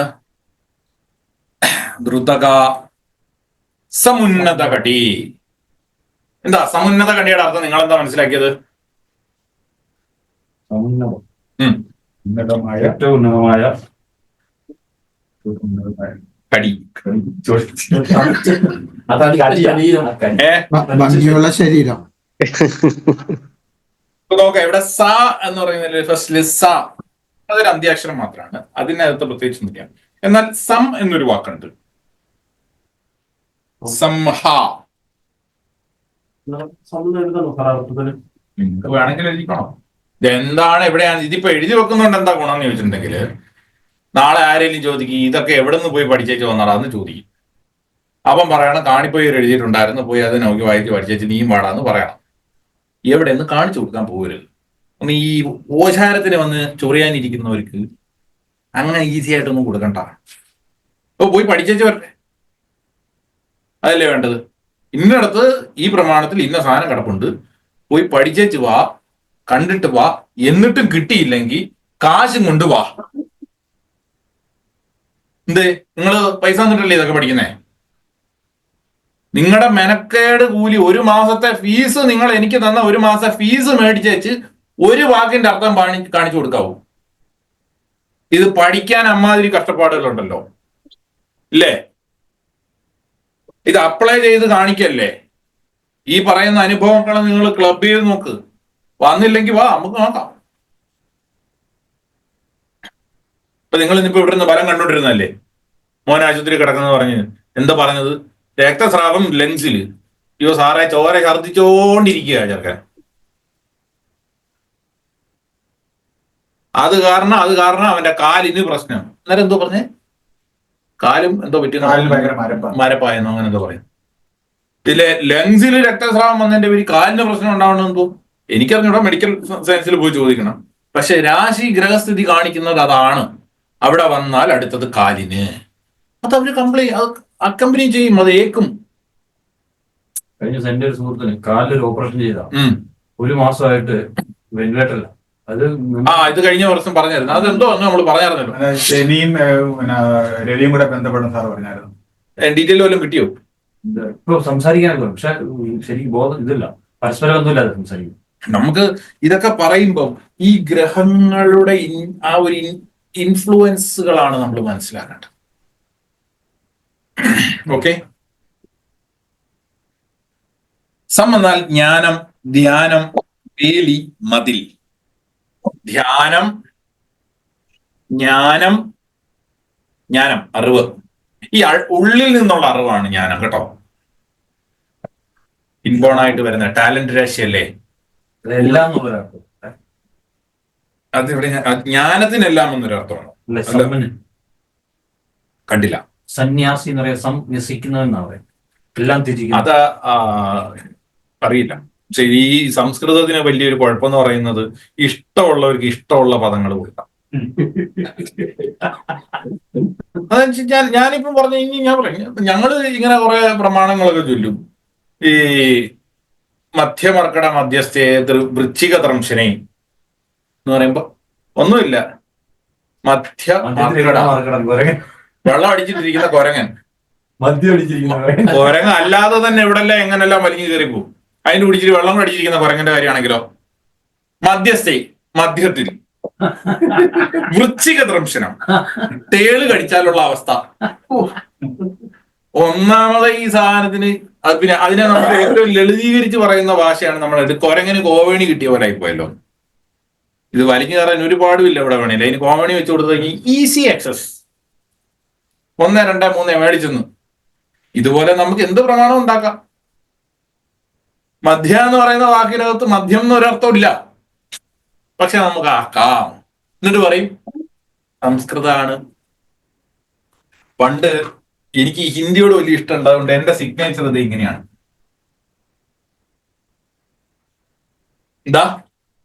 ഇതെന്താ? ഇത് ശ്രീകാന്ത് എന്നായി പോയി. ഇവിടെ ഇങ്ങനെ ശരിക്കും ഇപ്പുറത്തോട്ടായിരുന്നു ഇടേണ്ടത്. ഇതെല്ലാം ഒഫീഷ്യലി അടിച്ചു പോയപ്പോഴത്തേന് എല്ലാവരും ചോദിച്ചു ഹിന്ദിയാണോ? ഞാൻ പറഞ്ഞു ഹിന്ദി അറിയത്തില്ല അല്ലേ. ശ്രീകാന്ത് എന്ന് വരുന്ന പറഞ്ഞത് സംസ്കൃതം പഠിക്കണം, സംസ്കൃതം. അവിടെ ഇങ്ങനാ, അവർക്ക് സംസ്കൃതം അറിയത്തില്ല വരുന്ന, പക്ഷെ സംസ്കൃതം അറിയാവുന്നതിന്റെ അടുത്ത് എഴുന്നേറ്റ് പടാന്ന് പറയും. മനസ്സിലായില്ലേ? അത് ഞാനിട്ട ശ്രീ, അത് എന്റെ സിഗ്നേച്ചർ അല്ലേ, എനിക്ക് ഇഷ്ടമുള്ള പോലെ ഇടാമല്ലോ. പക്ഷെ ഞാൻ കൊടുത്തൊരു എക്സ്പ്ലനേഷൻ അത് സംസ്കൃതമാണ്, ഹിന്ദി അല്ല. പലരും ചോദിച്ച ഹിന്ദി അറിയാവുന്നവരാണ് ചോദിക്കുന്നത്, അല്ല ഇത് ശ്രീ അപ്പുറത്തല്ലേ വരിക, സംസ്കൃതത്തിൽ ഇപ്പുറത്ത് വരും സാർ, വക്ര. അപ്പൊ ജ്ഞാനം, ധ്യാനം, വേലി, മതിൽ. ഇനി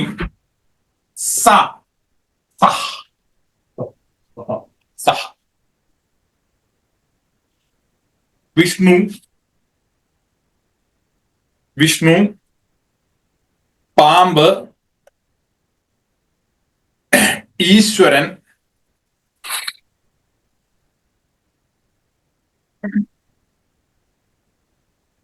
പക്ഷി.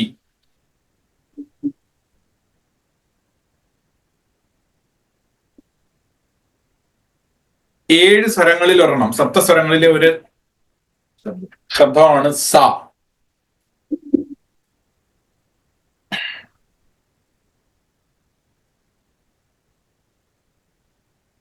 തുല്യം, തുല്യം,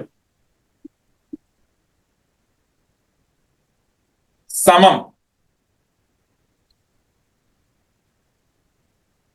കൂടെ,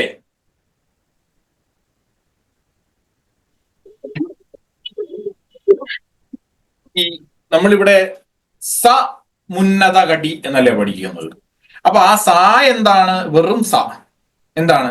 അതൊരു ദന്ത്യാക്ഷരം, ഒരു അക്ഷരം കൂട്ടിച്ചേർത്ത് കൂടെ ചേരുമ്പോൾ എന്തെങ്കിലും ഒരു അർത്ഥം കൊടുക്കുന്ന അക്ഷരമാണ്.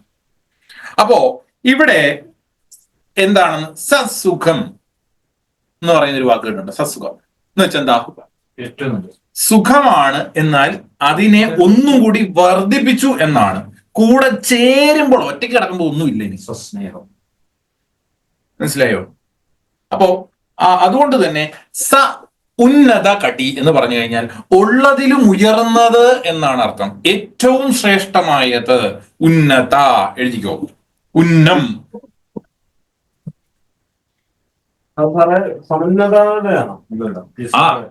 സ എന്ന വാക്കിന്റെ വെറുതെ ഈ സമുന്നത കടി എന്നല്ലേ തുടങ്ങുന്നത്. ഈ സായക്ക് എന്തേലും അർത്ഥം ഉണ്ടോ? ഒറ്റയ്ക്ക് കിടക്കുമ്പോ ഒരർത്ഥവും ഇല്ല. ആരുടെയും കൂടെ ചെല്ലുമ്പോൾ അതിനെ അർത്ഥഫലം കൊടുക്കുന്നതാണ്.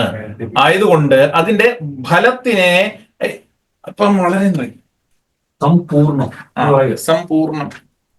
അതായത് വളരെ സിമ്പിൾ ആയിട്ട് പറഞ്ഞു കഴിഞ്ഞാല് അവൻ മരിച്ചു എന്ന് പറയത്തില്ലേ, ചത്തു. കുറച്ചും കൂടി കടുപ്പായി, ചത്തു തൊലഞ്ഞു, വീണ്ടും കടുപ്പായി. ഇങ്ങനെ ഒരു പദത്തിന് എക്സ്ട്രീമിറ്റി കൊടുക്കുകയാണ്. നല്ല തലത്തിൽ കൊടുക്കാം. സന്തോഷം, സസ്നേഹം, സസുഖം. അടുത്തത് ഇവിടെ സവിനയം. അപ്പോ ഇവിടെ ഉന്നത, അടുത്തത് ഉന്നത എന്ന വാക്ക് അടുത്തത് പറയും അല്ലെ. നോക്കണം, ഒരു എക്സ്പ്ലനേഷൻ പോകുന്ന പോക്ക്.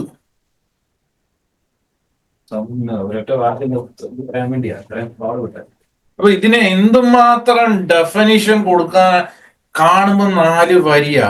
അത് ഈ പുസ്തകത്തിൽ 4 വാക്കുകളും 4 സെന്റൻസിലും തീർത്തു വെച്ച് എന്തോ ഒരു വലിയ അതിക്രമമാണ് ഈ ജ്യോതിഷ ലോകത്തിലെ വിദ്യാർത്ഥികളോട് ചെയ്യുന്നത് അല്ലേ. ഇതൊക്കെ മാറ്റണം. ഞാൻ ഈ പ്രാവശ്യം ഇങ്ങനെ ആക്കിയതിന്റെ മെയിൻ റീസൺ, പുസ്തകം പബ്ലിഷ് ചെയ്ത് വന്നപ്പോ പ്രിന്റഡ് ഇത് 10 ഭാവങ്ങളുടെയും സാധാരണ കംപ്ലീറ്റ് ചെയ്തിട്ടുണ്ട്, രാശിശീലം കംപ്ലീറ്റ് ചെയ്തിട്ടില്ല. അപ്പൊ ഞാൻ പറഞ്ഞു വേണ്ട, ഈ പ്രാവശ്യം ഞാൻ എന്ത് ചെയ്യാം, ഇന്ന ഡേറ്റസ് തരാം. ഈ പദാനുപദത്തിൽ ആഡ് ചെയ്യുമ്പോൾ വായിക്കുന്നവർക്ക് അതിന്റെ ആധികാരികത ഉണ്ടാവും. നാളെ ഈ ടെക്സ്റ്റ് പബ്ലിഷ് ചെയ്യാനുള്ള ഇത് ഉറപ്പായിട്ട് ഞാൻ മാർക്കറ്റിൽ പബ്ലിഷ് ചെയ്യും. എന്നുവെച്ചാല് ജ്യോതിഷികൾ പഠിക്കണം ഇത്. അത് ആചാര്യന്റെ കുഴപ്പമല്ല സാർ. ആചാര്യന്റെ കുഴപ്പമില്ല, ഒരിക്കലും ആചാര്യന്റെ കുഴപ്പമില്ല. ആചാര്യൻ വളരെ മനോഹരമായിട്ട് അത് എഴുതി തന്നു പറഞ്ഞു പോയി. പക്ഷേ പഠിത്തത്തിന്റെ ഇവിടെ എന്താ അല്പജ്ഞാനി എന്ന് പറയാനല്ല, ഒരു വാക്ക് മാത്രം എടുത്ത് വിവർത്തിക്കണമായിരുന്നു. ഇത് ഇങ്ങനെയല്ല. ഞാൻ നിങ്ങൾക്ക് ഒരു പദം, അത് ഇത്രയും അർത്ഥം അതിനകത്തുണ്ട്, ഇത് എന്തിനൊക്കെ ഉപയോഗിക്കണു, ഏതൊക്കെ രീതിക്ക് ഉപയോഗിക്കണു, എന്നിട്ടും എനിക്ക് കിട്ടാത്ത കാര്യങ്ങളുണ്ട്. ഇതിങ്ങനെയാണ് ചിന്തിക്കേണ്ടതെന്ന് ഇതിനേക്കാളും ഭംഗിയായിട്ട് ജ്യോതിഷം അറിയാവുന്നവർക്ക് പറഞ്ഞു കൊടുത്താൽ അവർക്ക് അവരുടെ കയ്യിൽ നിന്ന് അതിന്റെ ഐഡിയാസ് കിട്ടും. പക്ഷെ എന്താണെന്നറിയോ, ഈ വേറൊരു പ്രത്യേകത ഉണ്ട്. ഒരു പട്ടിക്ക് വേറൊരു പട്ടിയെ കാണുന്ന ഇഷ്ടമല്ല എന്ന് പറയില്ലേ, കുരച്ചോണ്ടേ ഇരിക്കും. അപ്പൊ എന്ന് വെച്ചാൽ ഒരു കാരണവശാലും അംഗീകരിക്കില്ല. അതുകൊണ്ട് അംഗീകരിക്കേണ്ട, വേണ്ടവര് പഠിക്കട്ടെ. സാറിന് ഡീറ്റെയിൽ ആയിട്ടൊരു പുസ്തകം പബ്ലിഷ് ചെയ്യാൻ പറ്റില്ല സാറേ? കേട്ടില്ല. ഡീറ്റെയിൽ ആയിട്ടൊരു പുസ്തകം പബ്ലിഷ് ചെയ്യാൻ പറ്റില്ല സാറിന്? ഒന്നാമത്തെ കാര്യം, ഇത് കണ്ടെത്തി പഠിപ്പിക്കുക എന്നുള്ളൊരു പണി മാത്രമേ ചെയ്യുന്നുള്ളൂ ഞാൻ. പക്ഷെങ്കിൽ ഇപ്പൊ എന്ന് വെച്ചാൽ ഇതിന്റെ മുന്നിൽ നമ്മൾ ഈ കുത്തിയിരുന്ന പണിയെടുക്കുമ്പോൾ ബാക്കിയുള്ളവരെല്ലാം കാണും. ഇപ്പൊ കഴിഞ്ഞ പ്രാവശ്യം ശ്രീനാഥും മാളും കൂടി ഇരുന്നത് കൊണ്ടാണ് ഇപ്പൊ ഇത്രയെങ്കിലും കണ്ടന്റ് ആയത്. അപ്പൊ അതിന്റെ ഒരു ബുക്ക് നല്ല രീതിയിലാക്കി വെച്ചിട്ടുണ്ട്. അപ്പം അത് പബ്ലിഷ് ചെയ്യാൻ വേണ്ടിയിട്ടുള്ള കാര്യങ്ങൾ എടുത്തു, എഡിറ്റിങ്സ് ഉണ്ട്. അപ്പൊ ഞാൻ അതിന്റെ കൂട്ടത്തിൽ ഇതുകൂടെ കൊടുക്കുക എന്ന് വെച്ചാൽ 10 ഭാവങ്ങളും രാശിശീലവും ഒരു എക്സ്പ്ലനേഷൻ ഒരു ബുക്ക് കൊണ്ടുവരാൻ അംഗീകരിക്കാം. അപ്പൊ ഒത്തിരി വെച്ചാൽ ഇനി എനിക്ക് പഠിപ്പിക്കുന്നവർക്കായാലും മറ്റുള്ളവർക്കായാലും ഇത് ഗുണമാക്കാം. പിന്നെ ഈ വീഡിയോസ് ഉറപ്പായിട്ടും എല്ലാവർക്കും ഉണ്ടാവും. 10 ഭാവം, 10 അല്ല 12 ഭാവം. പെട്ടെന്ന് 10 ഭാവത്തിലേക്ക് പോയി. 10 ഭാവത്തിന്റെ വരെ എങ്ങാണ്ടാണ് പ്രിപ്പയർ ചെയ്ത് ചെയ്യുന്നത്. അങ്ങനെ എന്തോ ഇതിലും ഇടപെട്ടെ.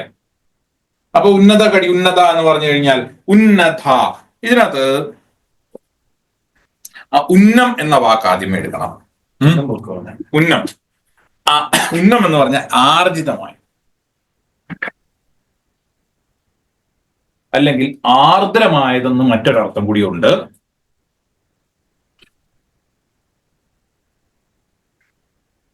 അലിവുള്ളത്. അപ്പൊ ഇതിനകത്ത് ആർജിതമായത് എന്ന് പറയുന്നത് ഉന്നതായിക്കകത്തായിരിക്കും കൂടുതലും ആപ്ലിക്കബിൾ ആവുന്നത്. ഉന്നം എന്നതിനകത്താകാൻ വഴിയില്ല. ആർദ്രമായത് ആണ് ഉന്നം. ഉന്നം എന്ന വാക്കിന് എക്സാക്ട് അർത്ഥം ആർദ്രമായത് എന്നുള്ളത് തന്നെയാണ്. ആർജിതമായത് എന്നുള്ളത് ഉന്നതായിക്കകത്ത് വരേണ്ടതാണ്. അതായത് ഒരു മഹർഷി എന്നാണ് ഉന്നതാഹ. ഉന്നതാഹ ഒരു മഹർഷി. പെരുമ്പാമ്പ്, പെരുമ്പാമ്പ്. എന്ന് പറഞ്ഞ വാക്കിന് ഒരു പാമ്പ് വന്നെ.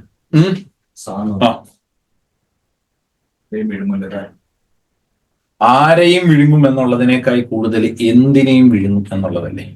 സോ ഗണത്തിലുള്ളതിനെയും വിഴുങ്ങില്ലേ. പെരുമ്പാമ്പ് മറ്റു പാമ്പുകളെയും വിഴുങ്ങില്ലേ. പിന്നെ പെരുമ്പാമ്പിനെ വിഴുങ്ങുന്നു? ഇല്ല, പെരുമ്പാമ്പിനെ വിഴുങ്ങുന്ന കാര്യമല്ലോ പറഞ്ഞത്. ഈ പാമ്പെന്ന് പറയുന്നതിന് പകരം ഇവിടെ പെരുമ്പാമ്പ് എന്നുള്ളതാണ്. ഉന്നം എന്നുള്ളതല്ലേ ഇപ്പൊ പറഞ്ഞോണ്ടിരിക്കുന്നത്. ഉന്നതാഹ, അതിന് ഉന്നതാഹയിലാണ് പെരുമ്പാമ്പ്. ഒരു മഹർഷി, പെരുമ്പാമ്പ്. ഉയർച്ച, ഉയർച്ച, മഹത്തായത്, വർദ്ധിച്ചത്. ഉന്നത, ഉയർച്ച, മഹത്തായത്, വർദ്ധിച്ചത്.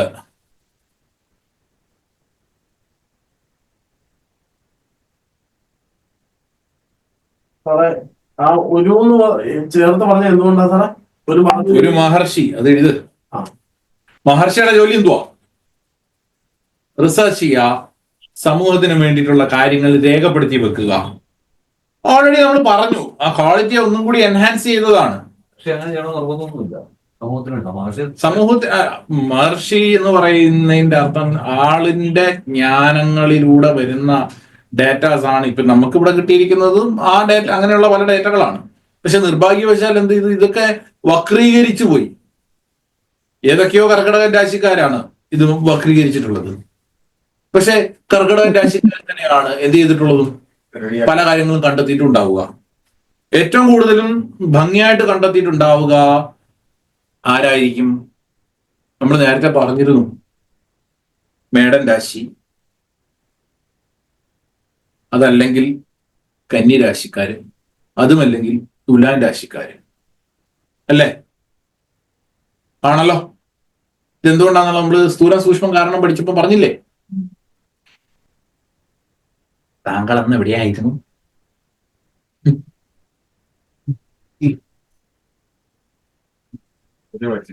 പുതിയ പഠിച്ചതിനകത്ത് വേറെ കണ്ടപ്പോൾ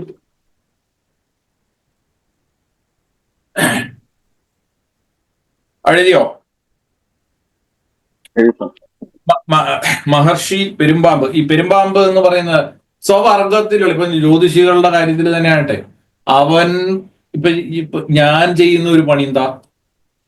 ജ്യോതിഷത്തിന്റെ ഒരു ഗ്രന്ഥം എടുത്ത് അതിനെ കീറി മുറിച്ച് സർജറി ചെയ്ത് അടുത്ത ബുക്ക് എടുത്ത് അതിനെയും കീറി മുറിച്ച് സർജറി ചെയ്ത് ഡേറ്റ ആക്കുകയല്ലേ ചെയ്യുന്നത്. ഈ പെരുമ്പാമ്പിന്റെ ഡേറ്റ എന്താ പ്രത്യേകത? എന്താ? സ്വവർഗത്തിലുള്ളതിനെയും എന്ത് ചെയ്യും? വിഴുങ്ങും. അതിനർത്ഥം ഓൾറെഡി കിട്ടിയിരിക്കുന്ന അറിവിനകത്ത് വീണ്ടും, ഞാൻ കർക്കിടകൻ രാശിക്കാരനല്ല കേട്ടോ പറയാം, അത് പ്രത്യേകം പറയട്ടെ, വീണ്ടും അതിനകത്ത് ഡേറ്റ തക്കും. ഓക്കെ. 2, ഈ കർക്കിടകൻ രാശിക്കാർക്ക് പൊതുവെ ഒരു ബഹുമാനം മറ്റുള്ളവരിൽ നിന്ന് കിട്ടും. എന്തുകൊണ്ടാ? പെരുമ്പാമ്പിനെ കണ്ടു കഴിഞ്ഞാൽ എല്ലാവർക്കും ഭയന്നിട്ടുണ്ടാവുന്ന ഒരവസ്ഥയല്ലേ, ഒരു ഭയം കൊടുക്കുന്ന ഒരവസ്ഥയാണ്. മഹർഷിയോടടുത്തും എന്താണ്? ഒരു ബഹുമാനവും ഭയവും കാര്യങ്ങളൊക്കെ ഉണ്ടാവില്ലേ? ശപിച്ചാലോ പണ്ടാരം. പിന്നെ ഈ ഉയരം മഹത്തായത് വർദ്ധിച്ചത്, ഉത്തംഗമായത്. ബഹുമാനം കൊടുക്കുന്നവരാണെന്ന് ആളുകൾ പറഞ്ഞില്ല അല്ലെ? ചന്ദ്രൻ ബഹുമാനം കിട്ടുകയും ചെയ്യും ദിലീപേ. കൊടുക്കുന്നത് മാത്രമല്ല, അത് ഓൾറെഡി അവരുടെ ക്വാളിറ്റിയിൽ അവിടെ ഉണ്ട്. നിന്ദിക്കുന്നത് പോലും അവരെന്ത് ചെയ്യുക? ഒരു നോർമലി ഉള്ള ഒരു നിന്ദ തന്നെയാണ്. അതിനകത്ത് ഒരിക്കലും ഇവർ ചീറ്റ് ചെയ്യുന്നതും നോർമലി ആരും അറിയാതെ തന്നെ ആയിരിക്കും ചീറ്റ് ചെയ്യുന്നത്. എല്ലാ തമാടിത്തരം എല്ലാം ഒരു സൗമ്യ സ്വഭാവത്തിലുള്ള ആയിരിക്കും. ചിരിച്ചോണ്ട് ദിലീപ് തെറി വിളിക്കുന്ന പോലെ. അതല്ല, ഈ ദിലീപല്ല, സിനിമാ ദിലീപ്. ഇംഗ്ലീഷുകാരനോട് ഇങ്ങനെയൊക്കെ ചിരിച്ചോണ്ട് അത് തന്നെ, സ്പാനിഷ് മസാല. അടുത്തത് കടി. കടിഹ.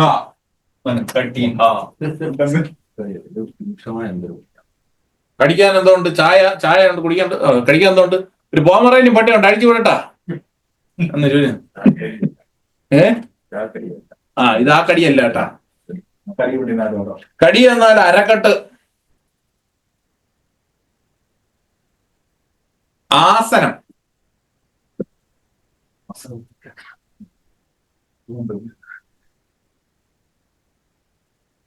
മസ്തകം.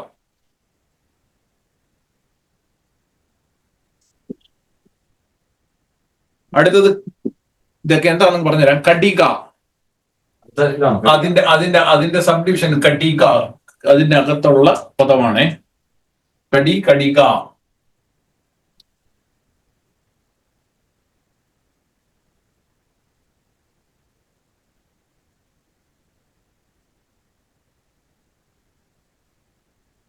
ആവിർഭവിച്ചത്.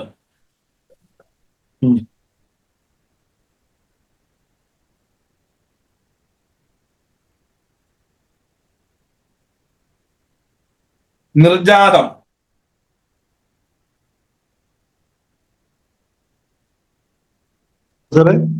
പറഞ്ഞു ജാതം.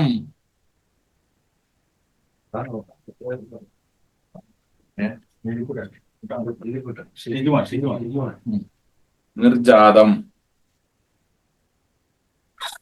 ആവിർഭവിച്ചത് എഴുതിയല്ലോ അല്ലെ? കാണാറായത്.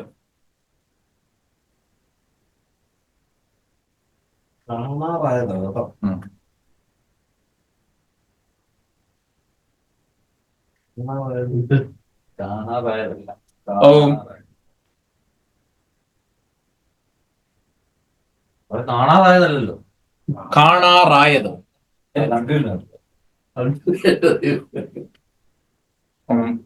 കടിക എന്ന വാക്കല്ലേ പറഞ്ഞത്? ഒരു മിനിറ്റ്. കടികയില് ഇപ്പം നിർജാതം, കാണാറായത്, ആവിർഭവിച്ചത് എന്നുള്ള വാക്കില്ലേ? ഈ കടിക എന്നുള്ള വാക്കിന് നേരെ എഴുതിയേ. നിങ്ങൾ ആ കടിക എന്നുള്ള വാക്കങ്ങ് വിട്ട് ബാക്കിയുള്ളത് അങ്ങനെ തന്നെ നിർത്തുക. നിർജാതം എന്ന് പറയുന്ന ഒരു വാക്ക്, അതിന് അർത്ഥമായിട്ട് കാണാറായതും ആവിർഭവിച്ചതും. നിർജാതം എന്ന വാക്ക് കടി എന്ന് പറയുന്നത്, കടികയുടെ അർത്ഥം തിപ്പലി എന്ന് മാത്രമേ ഉള്ളൂ. ഈ നിർജാതത്തിന്റെ അർത്ഥമാണ് ഇത് രണ്ടും. ആ നിർജാതം, ഇനി നിർജിത എന്നുള്ള വാക്കിലേക്ക് പോയത് അത്. ആ കാണാറായതാണേ. ആ അടുത്ത വാക്ക് നിർജിതം. നിർജിതം കുറച്ച് ഇതങ്ങ് എഴുതിയെടുത്തു കഴിഞ്ഞാൽ പിന്നെ എനിക്ക് എക്സ്പ്ലെയിൻ ചെയ്യാൻ എളുപ്പമുണ്ട്. നിർജിതം, തോൽപ്പിക്കപ്പെട്ടത്.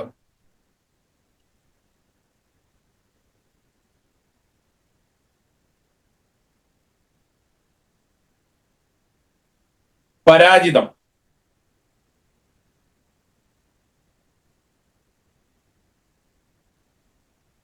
ക്ലിയർ ആയല്ലോ?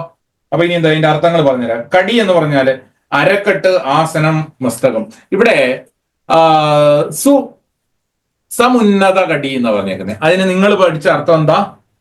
ഉയർന്ന അരക്കെട്ട്. ഇത് അതിന്റെ ആവശ്യം ഉണ്ടാ? എല്ലാ രാശിയിലും തടിച്ചവരും ഉണ്ട്, മെലിഞ്ഞവരും ഉണ്ട്, ഇല്ലേ? അപ്പൊ ഇവിടെ അതിനൊരർത്ഥം കൊടുക്കേണ്ട കഥ ഉണ്ടാവും? ഇല്ല. മറിച്ച് ഇവിടെ എന്താ വെച്ചാൽ ഉന്നതം, നമ്മൾ തൊട്ടുമ്പോ എല്ലാം പറഞ്ഞു, വളരെ ശ്രേഷ്ഠമായ അറിവുകള്, ജ്ഞാനം, ഇങ്ങനെയൊക്കെയുള്ള കാര്യങ്ങൾ വർദ്ധിപ്പിച്ചുകൊണ്ട് അങ്ങനെയുള്ള ഒരു പദത്തിൽ, ഒരു സ്ഥാനത്തിൽ ഇരിക്കുന്നവൻ.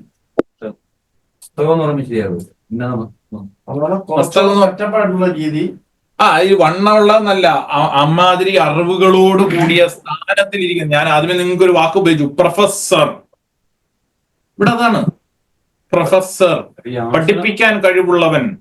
ആസനം എന്നൊക്കെ പറഞ്ഞു ചോദിക്കും. തീർച്ചയായിട്ടും ഇരിപ്പിടം, അധ്യാപകൻ. യെസ്, ഇരിപ്പിടമുള്ളവൻ, സ്ഥാനമാണ്, ആസനമാണ്. കടി അരക്കെട്ടാണ്. കടി എന്ന വാക്കിന് അരക്കെട്ടാണ്. ഇവിടെ തടിച്ച അരക്കെട്ടും കൊണ്ട് പ്രത്യേകിച്ച് വലിയ കഥയൊന്നുമില്ല. മനസ്സിലായില്ലേ? ഒന്നുമില്ല, ഒരു പ്രത്യേകിച്ച് യാതൊരു. ഇപ്പൊ അറിവ് എന്തായാലും അരക്കെട്ടിലല്ല കമ്മി വരുന്നത്, മസ്തകം അവിടെ ഉണ്ട്. അവിടെ നല്ല എന്നുള്ള വാക്ക് എവിടെയായിരിക്കും ഏറ്റവും കൂടുതൽ പ്രയോഗിക്കുക? ആനക്കല്ലേ? ആന അറിവിലാണോ മിടുക്കൻ, ആരോഗ്യത്തിലാണോ മിടുക്കൻ? അതെ.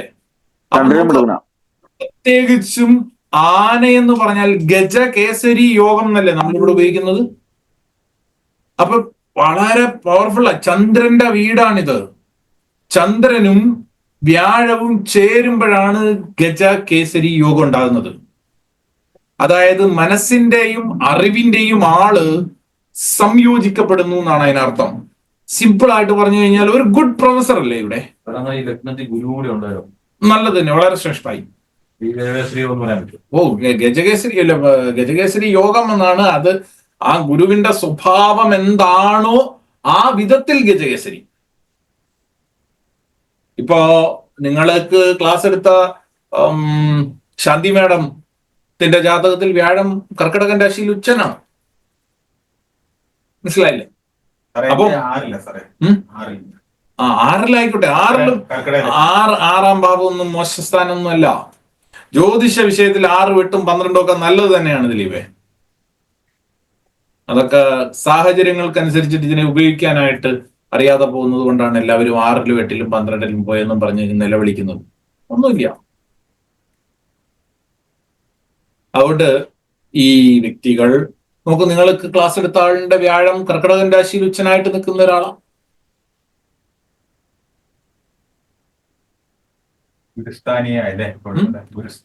കന്നി ലഗ്നക്കാരിയാണ്. ജ്യോതിഷത്തിന് കൊള്ളാവുന്ന രാശിയല്ലേ കന്നി? ആ ഒരു ലേഡി നിങ്ങൾക്ക് പഠിപ്പിച്ചു തന്നത് വ്യത്യസ്തമായിട്ടൊരു ക്ലാസ് അല്ലേ? അല്ലേ? കന്നി ലഗ്നം 2ാം ഭാവത്തിൽ തുലാൻ രാശിയ. പറയുന്ന ഫലങ്ങൾ ഭവിച്ചു പോകും. നേരത്തെ പഠിച്ചിരുന്നില്ലേ? നോക്കാം. അപ്പോ ഉന്നത കടി എന്നതുകൊണ്ട് മഹർഷി എന്ന ഒരു വാക്കാ. മഹർഷി വളരെയേറെ പ്രകൃതിപരമായ സത്യമായ യാഥാർത്ഥ്യം നിറഞ്ഞ അറിവുകളെ എടുത്ത് കൊണ്ടുവരുന്നതിന് വേണ്ടി.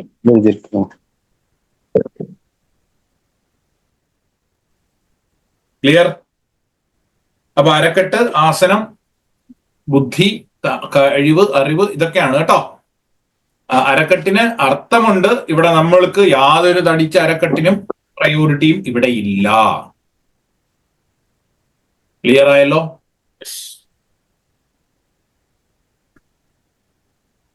ഇത് പഠിച്ചു വരുമ്പം നമുക്ക് കിട്ടുന്ന ഡാറ്റ, ഞാനും ആദ്യമേ ഈ ഡാറ്റ തന്നെ ഞങ്ങൾ ഒരുമിച്ചാണ് പഠിച്ചത്. എനിക്ക് അതിനകത്ത് ഈ പറഞ്ഞ പോലെ ശരീരത്തിന്റെ ഓരോ അവയവങ്ങളെ കുറിച്ചിട്ട് അല്ലാതെ തന്നെ പറയുന്നുണ്ട്. 4-ാം ഭാവത്തിൽ ഒരിക്കലും അരക്കെട്ട് പറയുന്നില്ല. 4-ാം ഭാവത്തിൽ നിങ്ങൾക്ക് എപ്പോഴെങ്കിലും 4-ാം ഭാവത്തിൽ അരക്കെട്ട് പറയുന്നുണ്ടോ? 4-ാം ഭാവം കാലപുരുഷന്റെ 4-ാം ഭാവമാണത്. ഹൃദയത്തിന്റെ പ്രവർത്തന സ്ഥാനം, നെഞ്ച്, മാറിടം ഇതൊക്കെയല്ലേ. അവിടെ അങ്ങനെ ഒരു ചിന്തിച്ചപ്പോ എനിക്ക് ദഹിച്ചില്ല.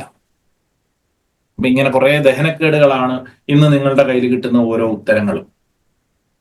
എനിക്കുണ്ടായ ചില ദഹനക്കേടുകൾ വയറ്റിലല്ല, ഇവിടെ, പിന്നെ ഇവിടെ. തീർച്ചയായിട്ടും നിങ്ങൾക്ക് നിങ്ങളുടെ നോക്കൂ, ഓരോ ബാച്ചുകളും എനിക്ക് മെച്ചപ്പെടുന്നു എങ്കിൽ അതിനൊറ്റ കാരണമേ ഉള്ളൂ, അത്രമാത്രം ചോദ്യങ്ങൾ എന്നിലേക്ക് എത്തും. മനസ്സിലാവുന്നുണ്ടോ? എത്രമാത്രം കോംപ്ലിക്കേറ്റഡ് ആയിട്ടുള്ള ചോദ്യങ്ങൾ എന്നിലേക്ക് എത്തുന്നു. സാർ ഇതെന്തായിരിക്കും ഇങ്ങനെ വന്നിരിക്കുന്നത് എന്നൊരു ചോദ്യം എന്നിലേക്ക് എത്തിയാൽ ഞാൻ അതിനെ കുറിച്ചിട്ട് എക്സ്പ്ലെയിൻ ചെയ്യും.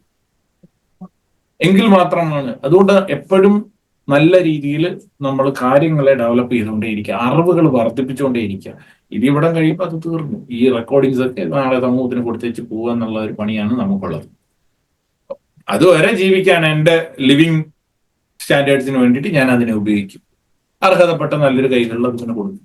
അന്നേരം ആ സമയം വരുമ്പോൾ കൊടുക്കും.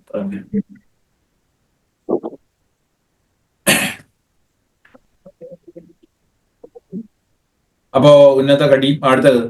അടുത്ത വാക്ക് പറയുന്നത് സ്ത്രീ നിർജിത എന്നാണ്. സ്ത്രീ എന്ന വാക്കിന് അർത്ഥം നേരത്തെ തന്നിട്ടുള്ളതല്ലേ? സ്ത്രീലോല. സ്ത്രീ എന്ന വാക്കിന് അർത്ഥം എന്താ? സ്ത്രീയുടെ അർത്ഥം തന്നിട്ടില്ലേ? ഞാൻ ഇനി വീണ്ടും അത് എക്സ്പ്ലെയിൻ ചെയ്യണ്ടല്ലോ.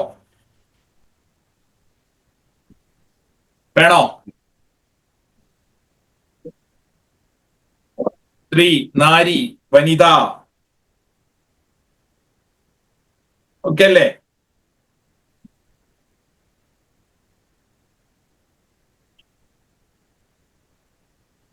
അപ്പം നിർജിത എന്ന വാക്ക്, അത് നിർജിതം എന്നതുകൊണ്ട് തോൽപ്പിക്കപ്പെട്ടത്. അപ്പൊ എന്തായിരിക്കും? സ്ത്രീകളാൽ തോൽപ്പിക്കപ്പെട്ടത് എന്ന് ചിന്തിക്കാവോ? പറ്റുമോ? തോൽപ്പിക്കപ്പെട്ടത് എന്ന് പറയാൻ പറ്റുമോ? സ്ത്രീ നിർജിത. നിങ്ങൾ എന്താ അർത്ഥമാണ് പഠിച്ചത്? സ്ത്രീദ്വേഷി നേരത്തെ പഠിച്ചത്. അല്ല, സ്ത്രീദ്വേഷി ഇവിടെ അല്ല, അത് ചികൻ രാശിയിലാണ്. വശംവദനാകുക. ആ, സ്ത്രീകൾക്ക് വശംവദനാവുക. അങ്ങനെയാണ്. സോഫ്റ്റ് മൈൻഡഡ്, പെട്ടെന്ന് സ്വാധീനിക്കാൻ കഴിയുന്നയാൾ. ഒന്നുമില്ല. സ്ത്രീകളോട് ലോലം എന്നുള്ളതല്ല. നമുക്ക് സ്ത്രീകളാൽ തോൽപ്പിക്കപ്പെട്ടവർ എന്നാണ്. സ്ത്രീകൾക്ക് അതിനർത്ഥം വശംവദനാകണം എന്നാണോ? അപ്പൊ കർക്കിടകൻ രാശിക്കാർക്ക് ഉറപ്പായിട്ടും ഇപ്പൊ എന്ത് പറ്റും? പുരുഷന്മാരും സ്ത്രീകളും. കർക്കിടകൻ രാശിക്കാരിയായ ഒരു സ്ത്രീക്ക് മറ്റൊരു സ്ത്രീ ആയിരിക്കും അവളുടെ ആജന്മ ശത്രു. അവരുടെ ജീവിതം കൊഞ്ഞാണ്ടിയാക്കാൻ മറ്റൊരു സ്ത്രീ തന്നെ കാരണമാകും. മനസ്സിലാവുന്നുണ്ടോ? കർക്കിടകൻ ലഗ്നക്കാരിക്ക് മറ്റൊരു സ്ത്രീ മുഖാന്തരം ക്ലേശങ്ങൾ അനുഭവിക്കും. കർക്കിടക ലഗ്നത്തിലുള്ള പുരുഷനും സ്ത്രീ മുഖാന്തരം ക്ലേശങ്ങൾ അനുഭവിക്കും.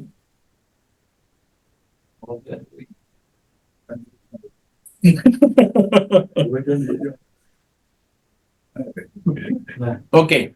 ഇനി കർക്കിടകൻ രാശിക്കാർക്ക് ഇപ്പോ പുരുഷന്മാരെ സംബന്ധിച്ചിടത്തോളം തന്റെ ഭാര്യ മരണം കാണാനുള്ള ഒരു ദൂരാവസ്ഥ കൂടി ഇതിനകത്തുണ്ട്.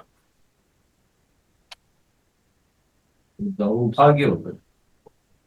ഒരു ദൗർഭാഗ്യാവസ്ഥ.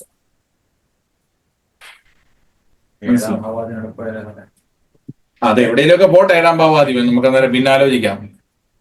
കർക്കിടക പുരുഷന്മാർക്ക് സ്ത്രീകൾ വഞ്ചിക്കപ്പെടും. സ്ത്രീകളെ വഞ്ചിക്കപ്പെടുന്നത് സ്ത്രീകൾ പുരുഷനെ വഞ്ചിക്കുന്നതും പുരുഷന് തന്റെ സ്ത്രീയുടെ മരണം കാണാൻ, തന്റെ ഭാര്യയുടെ നാശം കാണാനും യോഗമുണ്ടാവുക. ക്ലിയർ ആയോ? കർക്കിടക ലഗ്നത്തിലുള്ള പുരുഷന്മാർക്കല്ലേ സാറേ?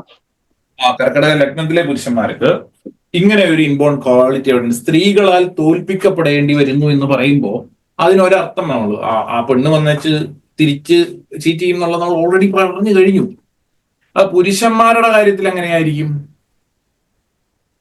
പുരുഷന്മാർക്ക് തന്റെ പങ്കാളിയുടെ, സ്ത്രീയുടെ, ഭാര്യയുടെ ക്ലേശങ്ങൾ അനുഭവിക്കേണ്ടി വരും. നല്ലൊരു ശതമാനവും കർക്കിടകൻ രാശിയിലെ സ്ത്രീകൾക്ക് അവരുടെ അമ്മയോ അമ്മായിയമ്മയോ ഗുസ്തിയായിട്ട് ചെല്ലും. ഭാര്യമാർക്ക് അസുഖം അങ്ങനെ ഉണ്ട് സാറേ? അത് അങ്ങനെ തീർച്ചയാവും. ആയുർഗുണമുള്ളതാണെങ്കിൽ ഭാര്യ രോഗി, നിത്യരോഗി. കയറിയിട്ടിട്ട് വന്നതാ.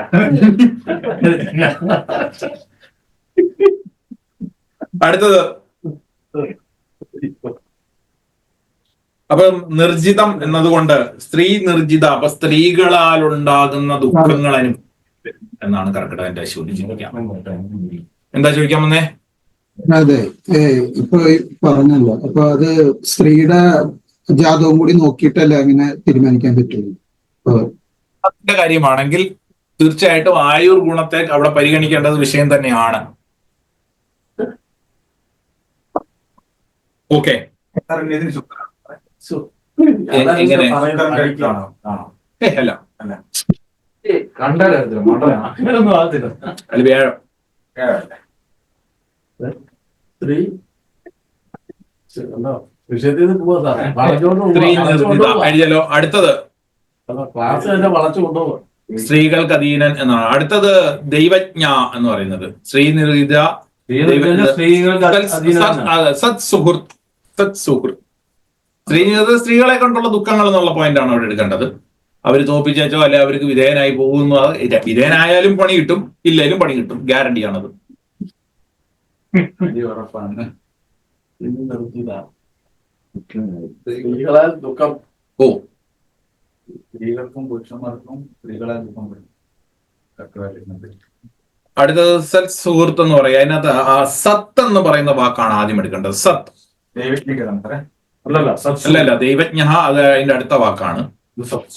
സത് സുഹൃത്ത്, സ്ത്രീ നിർജിതാഹ സത് സുഹൃത്ത് എന്നവിടെ കിടക്കുന്നുണ്ട്. സത് സുഹൃത്ത്. സത് എന്ന വാക്കിനർത്ഥം ബ്രഹ്മം, സത്യദൈവം, ആദരവ്,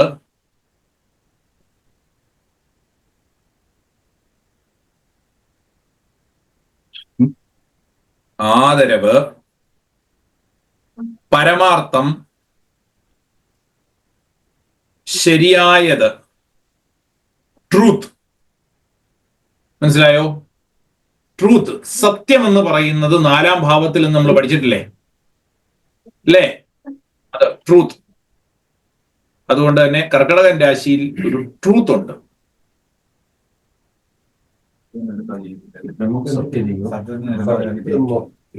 നിരക്കാത്ത കാര്യം ചെയ്യുമോ ഇല്ലയോ എന്നുള്ളത് വേറെ, സത്യത്തിന് നിരക്കാത്ത കാര്യം ചെയ്യുന്നില്ലല്ലോ. സത്യം അതിനകത്ത് അവിടെ ഒരു സത്യാവസ്ഥയെ കുറിച്ച് പറയണം. എന്തിനെ കുറിച്ച് വേണമെങ്കിലും ആവാം. സാറേ, ജ്യോതിഷത്തിൽ പലരും ഈ ഓം തത് സത് എന്ന് എഴുതത്തില്ലേ സാറേ ലാസ്റ്റില്? അതെ. അപ്പൊ ആ തത് എന്ന് പറഞ്ഞാൽ ശരിയായത് അങ്ങനെ ആകട്ടെ എന്നുള്ളതാണോ സാറേ? തത്ത് സത്ത് രണ്ട് വിധത്തിലായിരിക്കും. തത്തും സത്തും. ഈ സത്ത് എന്ന് പറയുന്നത് ഇപ്പൊ തത്ത് എന്താണോ അത് ഭവിക്കുക, ഒന്നിലേക്ക് ഭവിക്കുക എന്നൊരർത്ഥമാണ് അവിടെ ഉണ്ടാവുക. അതെ അതെ, ആ ഓക്കെ സാറേ. അത് അതായത് സത്യം യാഥാർത്ഥ്യത്തിലേക്ക് ഭവിക്കുക എന്നതിനാണ്. സത്യവും യാഥാർത്ഥ്യവും തമ്മിൽ അന്തരങ്ങളുണ്ട്.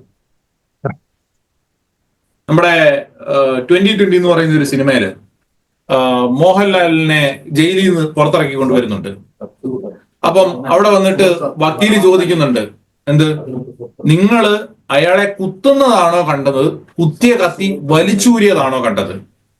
അപ്പൊ സാക്ഷി പറയും, ഞാൻ കുത്തിയ കത്തി വലിച്ചൂരുന്നതാണ് കണ്ടത്.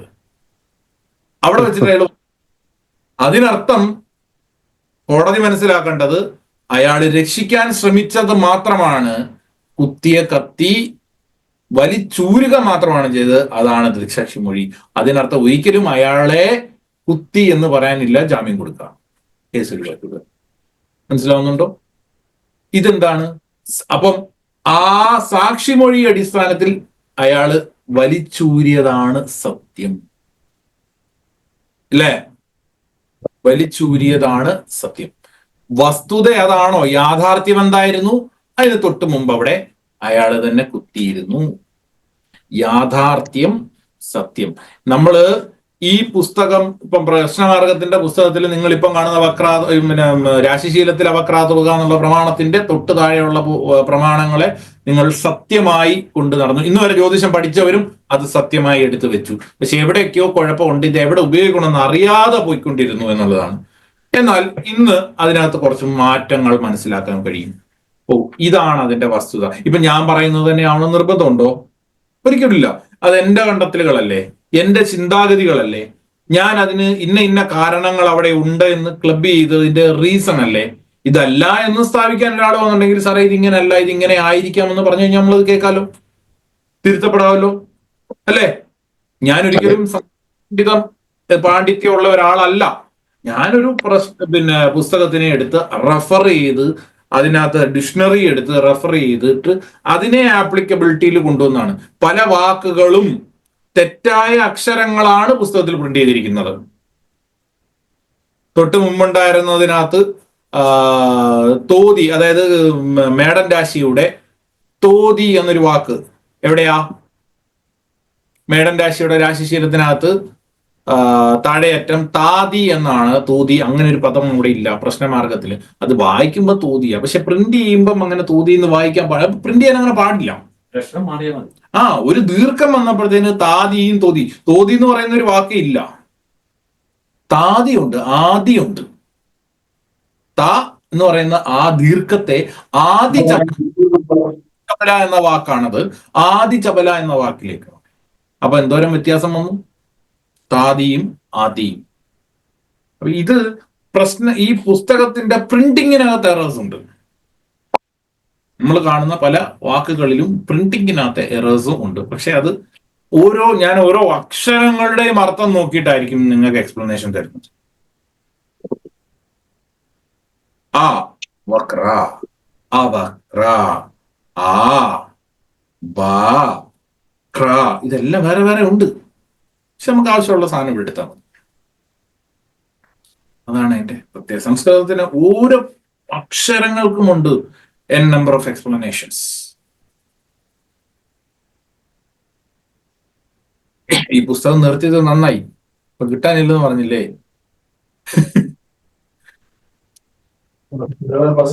ആ പ്രശ്നമാർഗത്തിനകത്തും കുഴപ്പമുണ്ടല്ലോ. ഈ ഹോരാശാസ്ത്രം കിട്ടും. അപ്പൊ സത്ത്, ബ്രഹ്മം, സാധു, സാധു എന്ന് പറഞ്ഞാൽ സന്യാസി എന്നൊരു അർത്ഥമുണ്ട്. കിട്ടിയോ? കിട്ടി. ഉത്തരാർത്ഥം ഉണ്ട് സാറേ. ഊർവാർത്ഥം വേണം. ഉത്തരാർത്ഥം ആരും മേടിക്കത്തില്ല, ആവശ്യമില്ല. ദേവപ്രസംഗത്തിന് പോകുന്നവർക്ക് മാത്രമേ മേടിക്കൂ. എന്തായിരുന്നു പൂജിച്ചത്?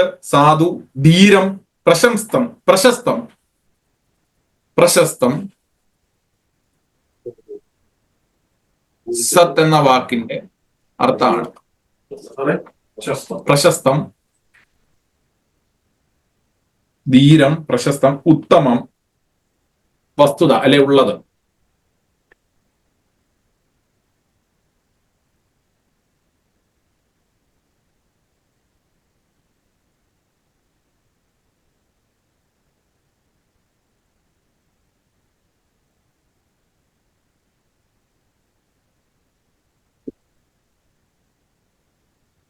അടുത്തത് സുഹൃത്ത്, സുഹൃത്ത്, മിത്രം. നമ്മൾ ഓൾറെഡി സുഹൃത്ത് നേരത്തെ പഠിച്ചിട്ടുണ്ട്. മാതാ സുഹൃത്ത് എന്ന വാക്കിനർത്ഥം. ആ അർത്ഥങ്ങളെല്ലാം ഇവിടെ എടുക്കാം. സുഹൃത്ത് എന്ന് പറഞ്ഞു കഴിഞ്ഞാൽ പ്രതിഫല ഇച്ഛയില്ലാതെ സഹായിക്കുന്നവർ എന്നർത്ഥം.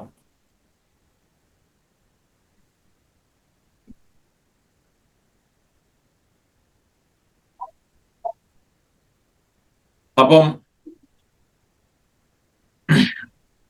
ഇവിടെ നോക്കൂ, മഹർഷിമാരെന്തെങ്കിലും പ്രതിഫലിച്ച ഉദ്ദേശിച്ചിട്ടാണോ കണ്ടന്റുകളിൽ എടുത്തിട്ടുണ്ടാവുക? ഇല്ല, അത് തന്നെ ഇവിടെ.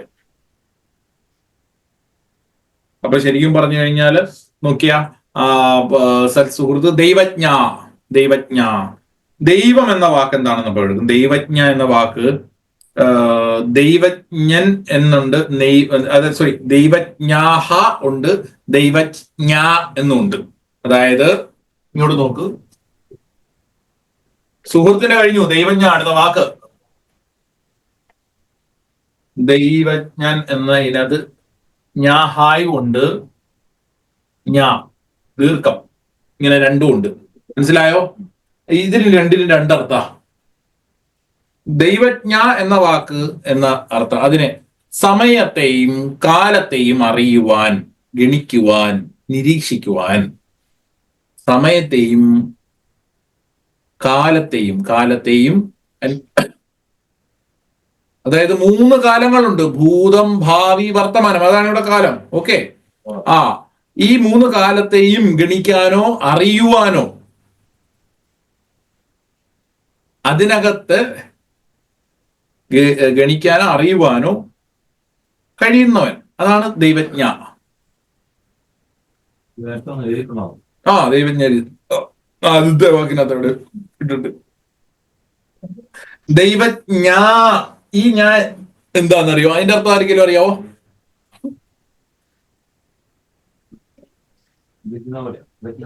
അല്ല, ഇപ്പോ ഈ എന്റെ ഭാര്യയെ നിങ്ങൾ എന്നെ വിളിക്കും, എന്റെ ഭാര്യ നിങ്ങൾ എന്നെ വിളിക്കും ചേച്ചിന്ന് വിളിക്കല്ലേ, അല്ലെ അനിയത്തിന്ന് വിളിക്കാം, അല്ലെ മാഡം എന്ന് വിളിക്കാം. അതായത് ദൈവജ്ഞാഹ, അതായത് ജ്യോത്സ്യം, ജ്യോതിഷം കൈകാര്യം ചെയ്യുന്ന വ്യക്തിയുടെ ഭാര്യ.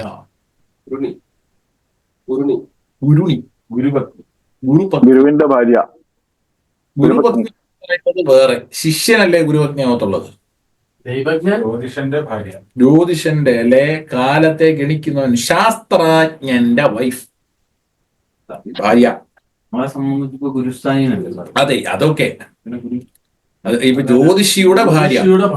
മറ്റൊരാൾക്ക് ജ്യോതിഷന്റെ ഭാര്യ. ഇപ്പൊ എല്ലാത്തിലും അങ്ങനെ.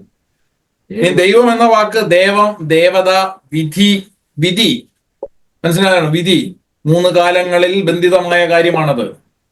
ദേവത, വിധി, കർമ്മഫലം,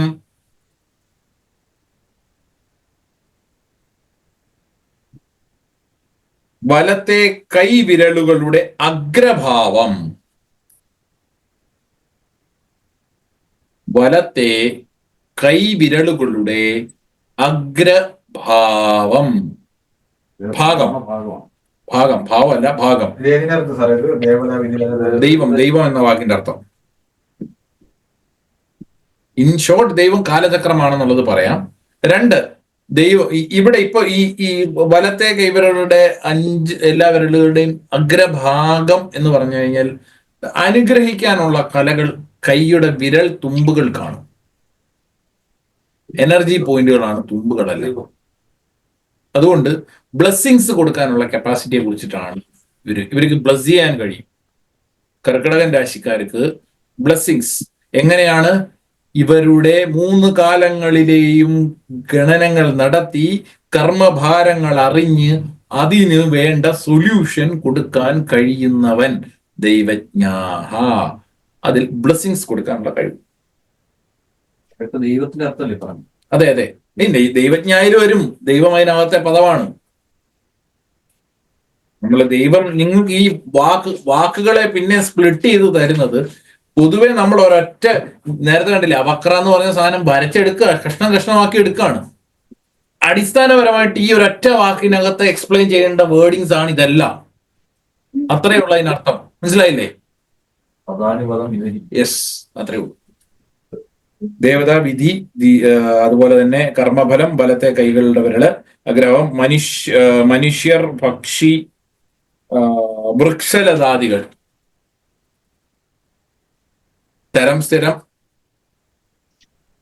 മനുഷ്യർ, പക്ഷി, അതായത് 3 ലോകങ്ങളെയും പ്രത്യേകതകളുടെ ഒരു പ്രാധാന്യമുണ്ട്. പക്ഷി, വൃക്ഷലതാദികൾ, പ്രപഞ്ചത്തിന്റെ 3 സൃഷ്ടി.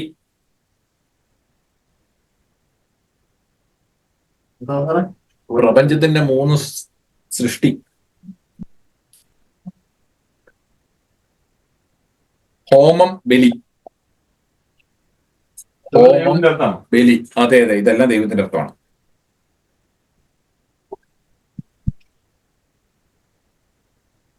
അതായത് ഈ വാക്കിന്റെ അർത്ഥം ഓരോ കാര്യത്തിന് മാറിക്കൊണ്ടേയിരിക്കും. നമ്മളിവിടെ പഠിക്കുന്ന വിഷയമായിട്ട് ബന്ധപ്പെട്ടിട്ടുള്ള ഇപ്പൊ ചുമ്മാ ഒരു പരിഹാര വിഷയത്തിന് 10ാം തുലാം രാശി ഒരാൾക്ക് ആരൂഢം കിട്ടിയെന്ന് വിചാരിക്കും. അവരുടെ പ്രശ്നം 10ാം ഭാവം ആ ചന്ദ്രൻ നല്ല രീതിയിൽ നിൽക്കുന്നുവെങ്കിൽ അവരുടെ കാര്യം ഈ ഹോമം, ബലി ഇങ്ങനെയുള്ള കാര്യങ്ങളിലൂടെ സൊല്യൂഷൻ കിട്ടും. 9ാം ഭാവം വന്നു കഴിഞ്ഞാലോ 9ാം ഭാവത്തിൽ ഹോമവും ബലിയും. 9ാം ഭാവം തന്റെ ഉപാസനാമൂർത്തിക്ക് ഹോമവും ബലി തർപ്പണങ്ങളും കൊടുക്കുന്നത് കൊണ്ട് ഗുണം കിട്ടും. പത്തങ്ങൾ സിസ്റ്റം കണ്ടീഷൻസ് മാറും. ഇപ്പൊ എന്താ പറയാ 9ാം ഭാവത്തിന്റെ ഇതുപോലെ ഓരോ കാര്യങ്ങളിലും ഇങ്ങനെ ഡിഫൈഡ് ചെയ്തിട്ട് നമുക്ക് സാഹചര്യം സിറ്റുവേഷനിൽ അഡോപ്റ്റ് ചെയ്യാം. സാഹചര്യങ്ങൾക്കനുസരിച്ച് ഈ അർത്ഥങ്ങൾ. അതുകൊണ്ട് നിങ്ങൾ നാളെ ഫലം പറയാനിരിക്കുമ്പോഴും ഈ വാക്കുകളുടെ അർത്ഥം നിങ്ങളുടെ കയ്യിലുണ്ടെങ്കിൽ നിങ്ങൾ വെറുതെ അതങ്ങ് വായിക്കുക. നിങ്ങൾക്ക് അന്നേരം മനസ്സിലാവും അവൻ ചോദിച്ച സിറ്റുവേഷന് അഡോപ്റ്റ് ചെയ്യാൻ പറ്റിയത്. ഇപ്പൊ നമ്മള് കഴിഞ്ഞ ദിവസം താങ്കൾ ഒരാളെ കൊണ്ട് വന്നപ്പോൾ ധനുരാശി ആരൂഢമായിട്ട് കിട്ടി കുറെ കാര്യങ്ങൾ നമ്മൾ പറഞ്ഞു വരുന്നു. ഈ അവിടെ കർക്കിടകൻ രാശി 8ാം ഭാവമല്ലേ? നോക്കൂ, 8ാം ഭാവം എല്ലാവിധമായിട്ട് ഭാവത്തിൽ നോക്കണം. ഭാവത്തിൽ എന്തൊക്കെ പറഞ്ഞിട്ടുണ്ട്. അപ്പൊ ആ ചന്ദ്രൻ നിന്നിരുന്നത് 11ലാണ് ആയിരുന്നു. അതെ, ആണ്. ചന്ദ്രൻ തുലാം രാശിയിൽ നോക്കും. അപ്പൊ ഈ തുലാം രാശിയുമായിട്ട് 8ാം ഭാവം ദുഃഖങ്ങളും ദുരിതങ്ങളും സങ്കടങ്ങളും ക്ലേശങ്ങളും കാരണങ്ങളും ഇതെല്ലാം എവിടെയാണ് നിൽക്കുന്നത്? ശുക്രന്റെ വീട്ടിലാണ് നിൽക്കുന്നത്. അപ്പൊ ആ 8ൽ എന്തൊക്കെ കാര്യങ്ങൾ കൊണ്ട് ഇതൊക്കെ ഇപ്പം ഭവിച്ചു എന്നുള്ളത് അറിയാൻ പറ്റും. 8ാം ഭാവം സർവപ്രണാശോ വിപദോ അപവാദ കേതുപ്രദേശോ മരണസ്യ ദാസ. ആ മരണസംബന്ധമായ കാര്യങ്ങൾ ഇതൊക്കെ എന്തുകൊണ്ടാ? മറ്റിടത്തു നിന്നൊക്കെ വന്നു കയറിയ കർമ്മദുരിതങ്ങൾ തന്നെ എന്ന് വളരെ വ്യക്തമായിട്ട് പറയുകയാണ്.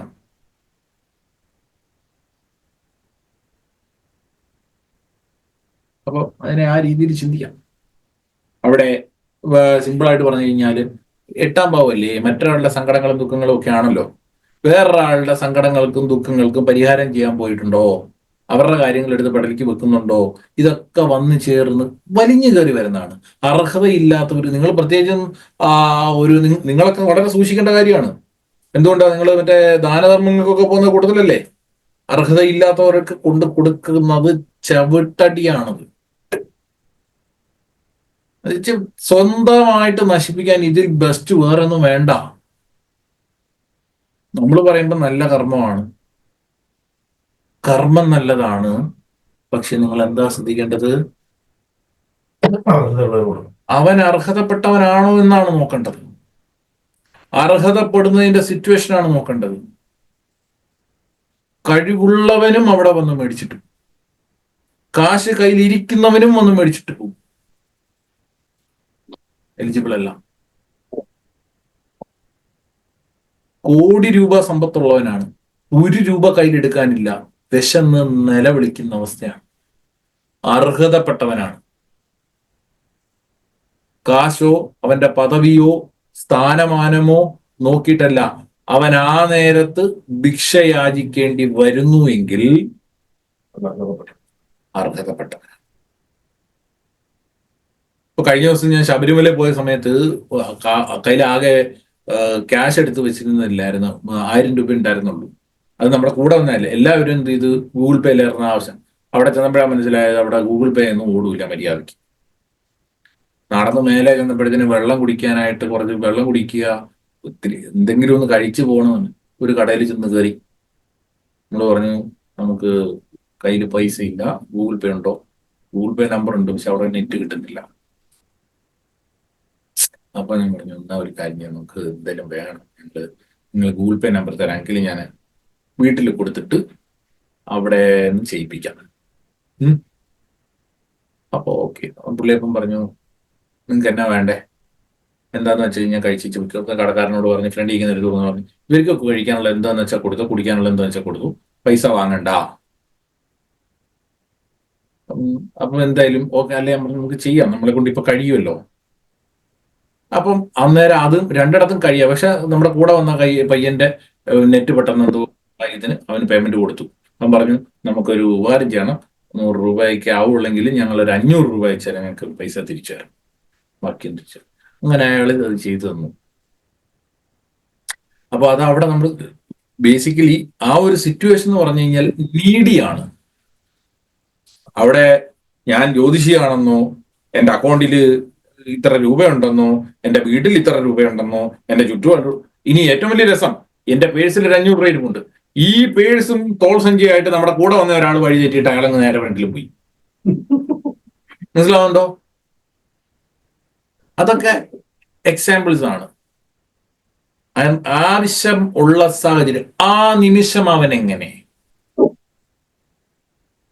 എത്ര വലിയ കോടീശ്വരനായാലും എത്ര വലിയ ദരിദ്രനായാലും ശവമാകാൻ ഒരു നിയമമേ ഉള്ളൂ, ഇല്ലയോ? ഡൺ, പോയിട്ടേരി. ആ ഒരു തിയറി എന്നും ഓർമ്മയിലിരിക്കുക. മരണം സത്യമാണ്, ജനിച്ചോ മരിക്കും, ഗ്യാരണ്ടിയാണ്. ജ്യോതിഷം നോക്കാതെ പറയാം, ഒന്നും പോണ്ട, ഗ്യാരണ്ടിയാണ്. കാലം അറിഞ്ഞാൽ ജീവിതം ജോലി. പൊളിച്ചടിച്ച് ജീവിച്ചോ, നാളെ മരിക്കുമോ എന്ന് വിചാരിച്ച് പേടിച്ചിരിക്കണ്ടല്ലോ. അപ്പൊ അതുകൊണ്ട് എന്താ വേണ്ടേ, ഇതൊക്കെ പഠിക്കണം. നമ്മളിന്ന് തീരൂല. ദൈവജ്ഞ. ഓക്കെ. പ്രചുരാലയ, പ്ര എന്ന വാക്കിന് സെപ്പറേറ്റ് അർത്ഥമുണ്ട്. പ്രചുരാലയ, എന്താ?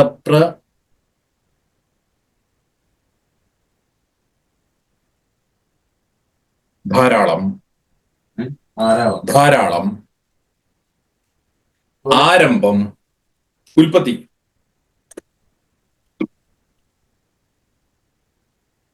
പ്രസിദ്ധി,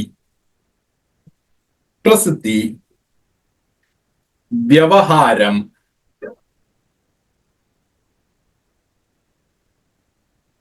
പ്രകടം, വ്യക്തം. ഇനി പ്രചുരം എന്നൊരു വാക്കുണ്ട്. പ്രചുരം, അതെ, അടുത്ത വാക്കാണ് പ്രചുരം. രായും രം അല്ല, സോറി, രം അല്ല, പ്രചുരഹ.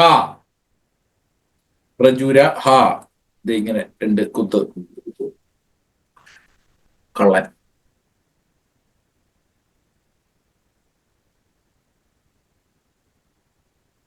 അവിടെയും ധാരാളം, വളരെ, അനേകം. ധാരാളം, വളരെയേറെ, അനേകം.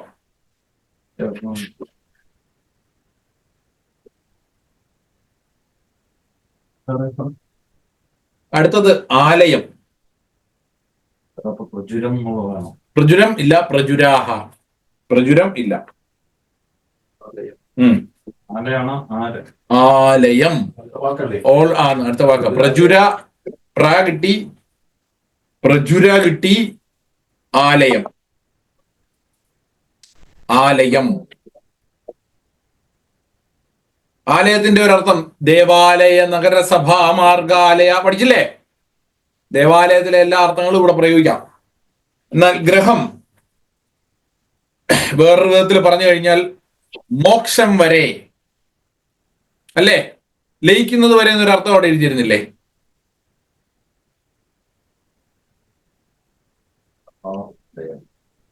മോക്ഷം വരെ. ദേവാലയം മോക്ഷം വരെ. അതെ. അപ്പൊ ഇനി നോക്കിയേ, പ്രചുരാലയ എന്തായിരിക്കും ഇവിടെ ഉണ്ടാവുക? മൂന്ന് ഇതുമായിട്ട് ബന്ധപ്പെട്ട ഒരു ദൈവജ്ഞ എന്ന് പറയുന്ന പദം കഴിഞ്ഞതിന് ശേഷം പ്രചുരാലയ എന്നാ പറഞ്ഞത്. ദൈവജ്ഞനെ വരെ അവിടെ മഹർഷിയെ വരെ കൊണ്ടുവന്ന് നിർത്തി, അല്ലേ? പ്രത്യേകത കൊടുത്ത എന്ന് പറയുന്ന ഒരു പദം കൊണ്ടുവന്നിട്ട് പ്രത്യേകം എന്ന ഒരർത്ഥത്തില്, അല്ലെങ്കിൽ പ്രകടമായത് എന്നൊരർത്ഥത്തില്, ധാരാളമായത് എന്നൊരർത്ഥത്തില്, ആരംഭം എന്നൊരർത്ഥത്തില്, അല്ലേ?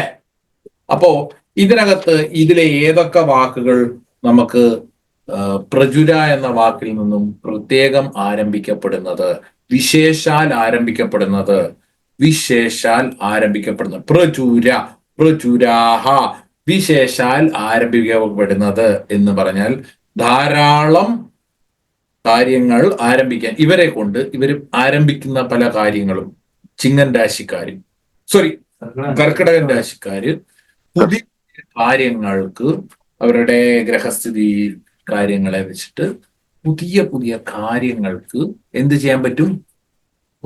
ഇവര് ഏതെങ്കിലും വിധത്തില് ഒരു ഉദാഹരണം പറഞ്ഞു കഴിഞ്ഞാല് ഒരു സംഘം, മനസ്സിലായോ? സംഘം, ഒരു സംഘടന, ഒരു പ്രവൃത്തി ശാഖ, പ്രവൃത്തി മേഖല ഒക്കെ തുടങ്ങാൻ കപ്പാസിറ്റി ഉള്ളതാണ്. ഇനി ദേവാലയം തന്നെ വേണമെങ്കിലും കർക്കിടകൻ രാശിക്കാര് നിർമ്മിക്കുന്നതിന് ഭാഗവാക്കാകും. സ്ഥാപനം, ക്ഷേത്രങ്ങൾ നിർമ്മിക്കുന്നതിന്, ക്ഷേത്രങ്ങളെ ഉദ്ധരിക്കുന്നതിന്, ക്ഷേത്ര സംബന്ധമായ കാര്യങ്ങളിൽ ഇടപെട്ട് അതിനകത്ത് അവരുടേതായ എന്തെങ്കിലും ഒരു സംഭാവന ഉണ്ടാകും അവിടെ. മനസ്സിലാവുന്നുണ്ടോ? ഇനി ക്ഷേത്രം അല്ലെങ്കിലോ, വേറൊരു വിധത്തിൽ പറഞ്ഞ നിങ്ങൾ ചെയ്യുന്ന മാതിരി അനാഥാലയം. ഓക്കെ, പുതിയ പുതിയ പദ്ധതികൾ രൂപീകരിച്ച് എസ്റ്റാബ്ലിഷ് ചെയ്യും. പക്ഷെ ഇതെന്താ സംഭവിക്കുന്ന വെച്ചാൽ കള്ളന്മാരുടെ കരങ്ങളിലേക്കേ ചെല്ലത്തുള്ളൂ.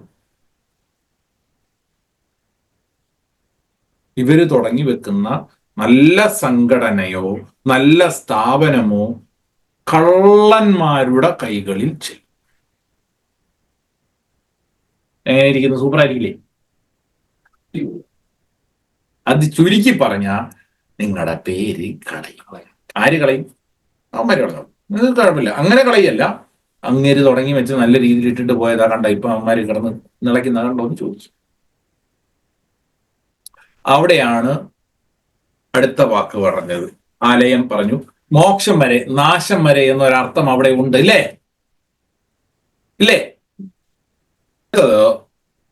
ക്ഷയധന എന്നാണല്ലോ ഇനി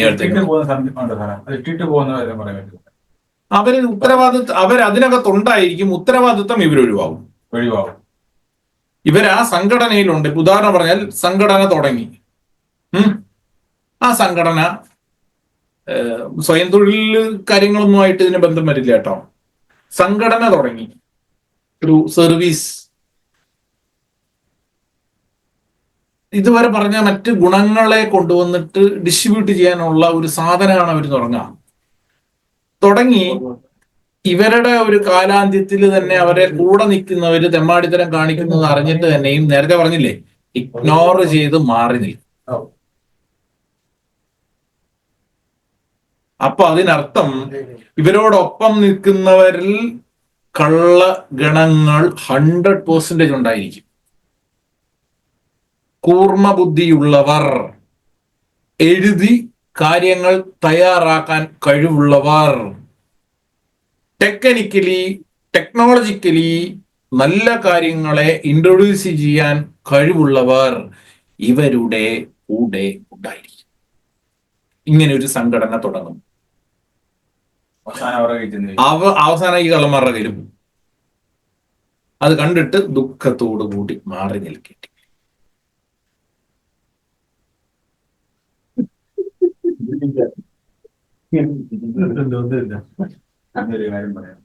എന്റെ മനസ്സിൽ ഓരോ ചിത്രങ്ങൾ ഇങ്ങനെ അടുത്തത് ക്ഷയധന. അടുത്ത ഇത് കഴിയുമ്പോ അതുകൊണ്ട് ഇതൊക്കെ ആയി കഴിയുമ്പോ ക്ഷയധന, ക്ഷയ നാശം അല്ലെ. ഇന്നില്ല, ഒരു മിനിറ്റ്, നമുക്ക് ഇന്നിപ്പം വൈൻഡ് ചെയ്യാം. ഇനിയിപ്പം പറഞ്ഞ തീരൂല, നാളെ ബാക്കി. സാറേ, പ്രജുരാലയ്ക്ക് ഒന്നിലധികം വീടുകൾ സ്വന്തമായിട്ട് വരാൻ സാധ്യത ഉണ്ടായിരിക്കും അല്ലെ? ഇല്ല. ഇതിനകത്ത് ധാരാളം ഉണ്ട്, വീടുമുണ്ട്, ഗൃഹമുണ്ട്, ഇഷ്ടംപോലെ സ്വത്ത് അതിനെ കുറിച്ച് അപ്പൊ നോക്ക്, കള്ളൻ എന്ന പ്രചുരാലയം, ചുര ആലയം, കള്ളന്മാരുടെ വീട് എന്നാണെങ്കിൽ ചിന്തിക്കരുത്. അത് സമൂഹത്തിന് കൊടുക്കുന്നതാണ്. ഇപ്പം പ്രചുരാലയം എന്ന വാക്കുകൊണ്ട് ഒന്നിലധികം വീട് വരണം എന്ന് യാതൊരു നിർബന്ധവും ഇല്ല. എന്തുകൊണ്ടാന്ന് ചോദിച്ചാൽ കർക്കിടക രാശിക്കാർക്ക് ഒത്തിരി കെട്ടിടം വാങ്ങുന്നുണ്ട്. അവര് വാങ്ങിക്കോട്ടെ. അതിപ്പോ കർക്കിടക രാശിക്കാര് ഒരു കെട്ടിടവും ഇല്ലാത്ത ആളിനെ ഞാൻ കാണിച്ചു തരണോ? ഇപ്പൊ ലൈവ് കാണിച്ചു തരാം. ഇനി വേറൊരു വിധത്തിൽ പറഞ്ഞാൽ, ഇവർക്ക് വേണമെങ്കിൽ സ്വന്തമായിട്ട് വീടില്ലാത്തവർക്ക് അടിക്കടി വീട് മാറിക്കൊണ്ടിരിക്കുന്ന അവസ്ഥ ഉണ്ടാവും. സ്വന്തമായിട്ട് പറമ്പ് ഏക്കർ കണക്കിന് ഭൂമി. കർക്കിടക രാശിക്ക് അങ്ങനെ ഒരു ഗുണം കൂടി ഉണ്ട് കേട്ടോ. ഈ ഭൂമിയും പറമ്പും ഒക്കെ ഇവർക്ക് ഉണ്ടാവും, ഇവരുടെ കുടുംബത്തിൽ ഉണ്ടാവും. ഇതും കൊണ്ട് ഇവർക്ക് വലിയ ഗുണമൊന്നും ഉണ്ടാവണം നിർബന്ധമില്ല.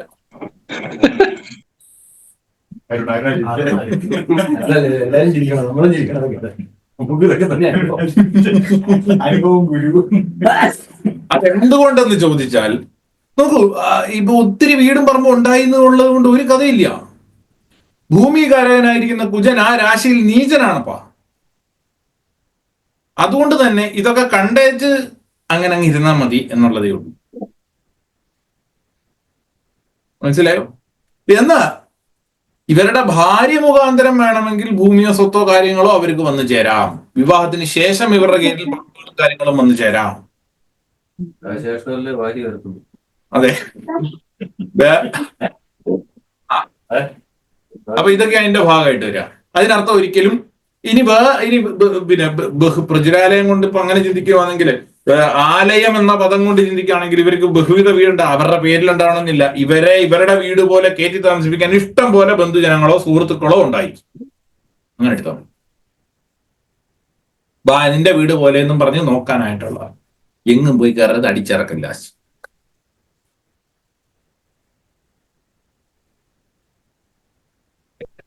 കംപ്ലീറ്റ്. അപ്പൊ നമുക്ക് വീണ്ടും അടുത്ത ദിവസം ക്ലാസ് കാണാം. ഓക്കെ.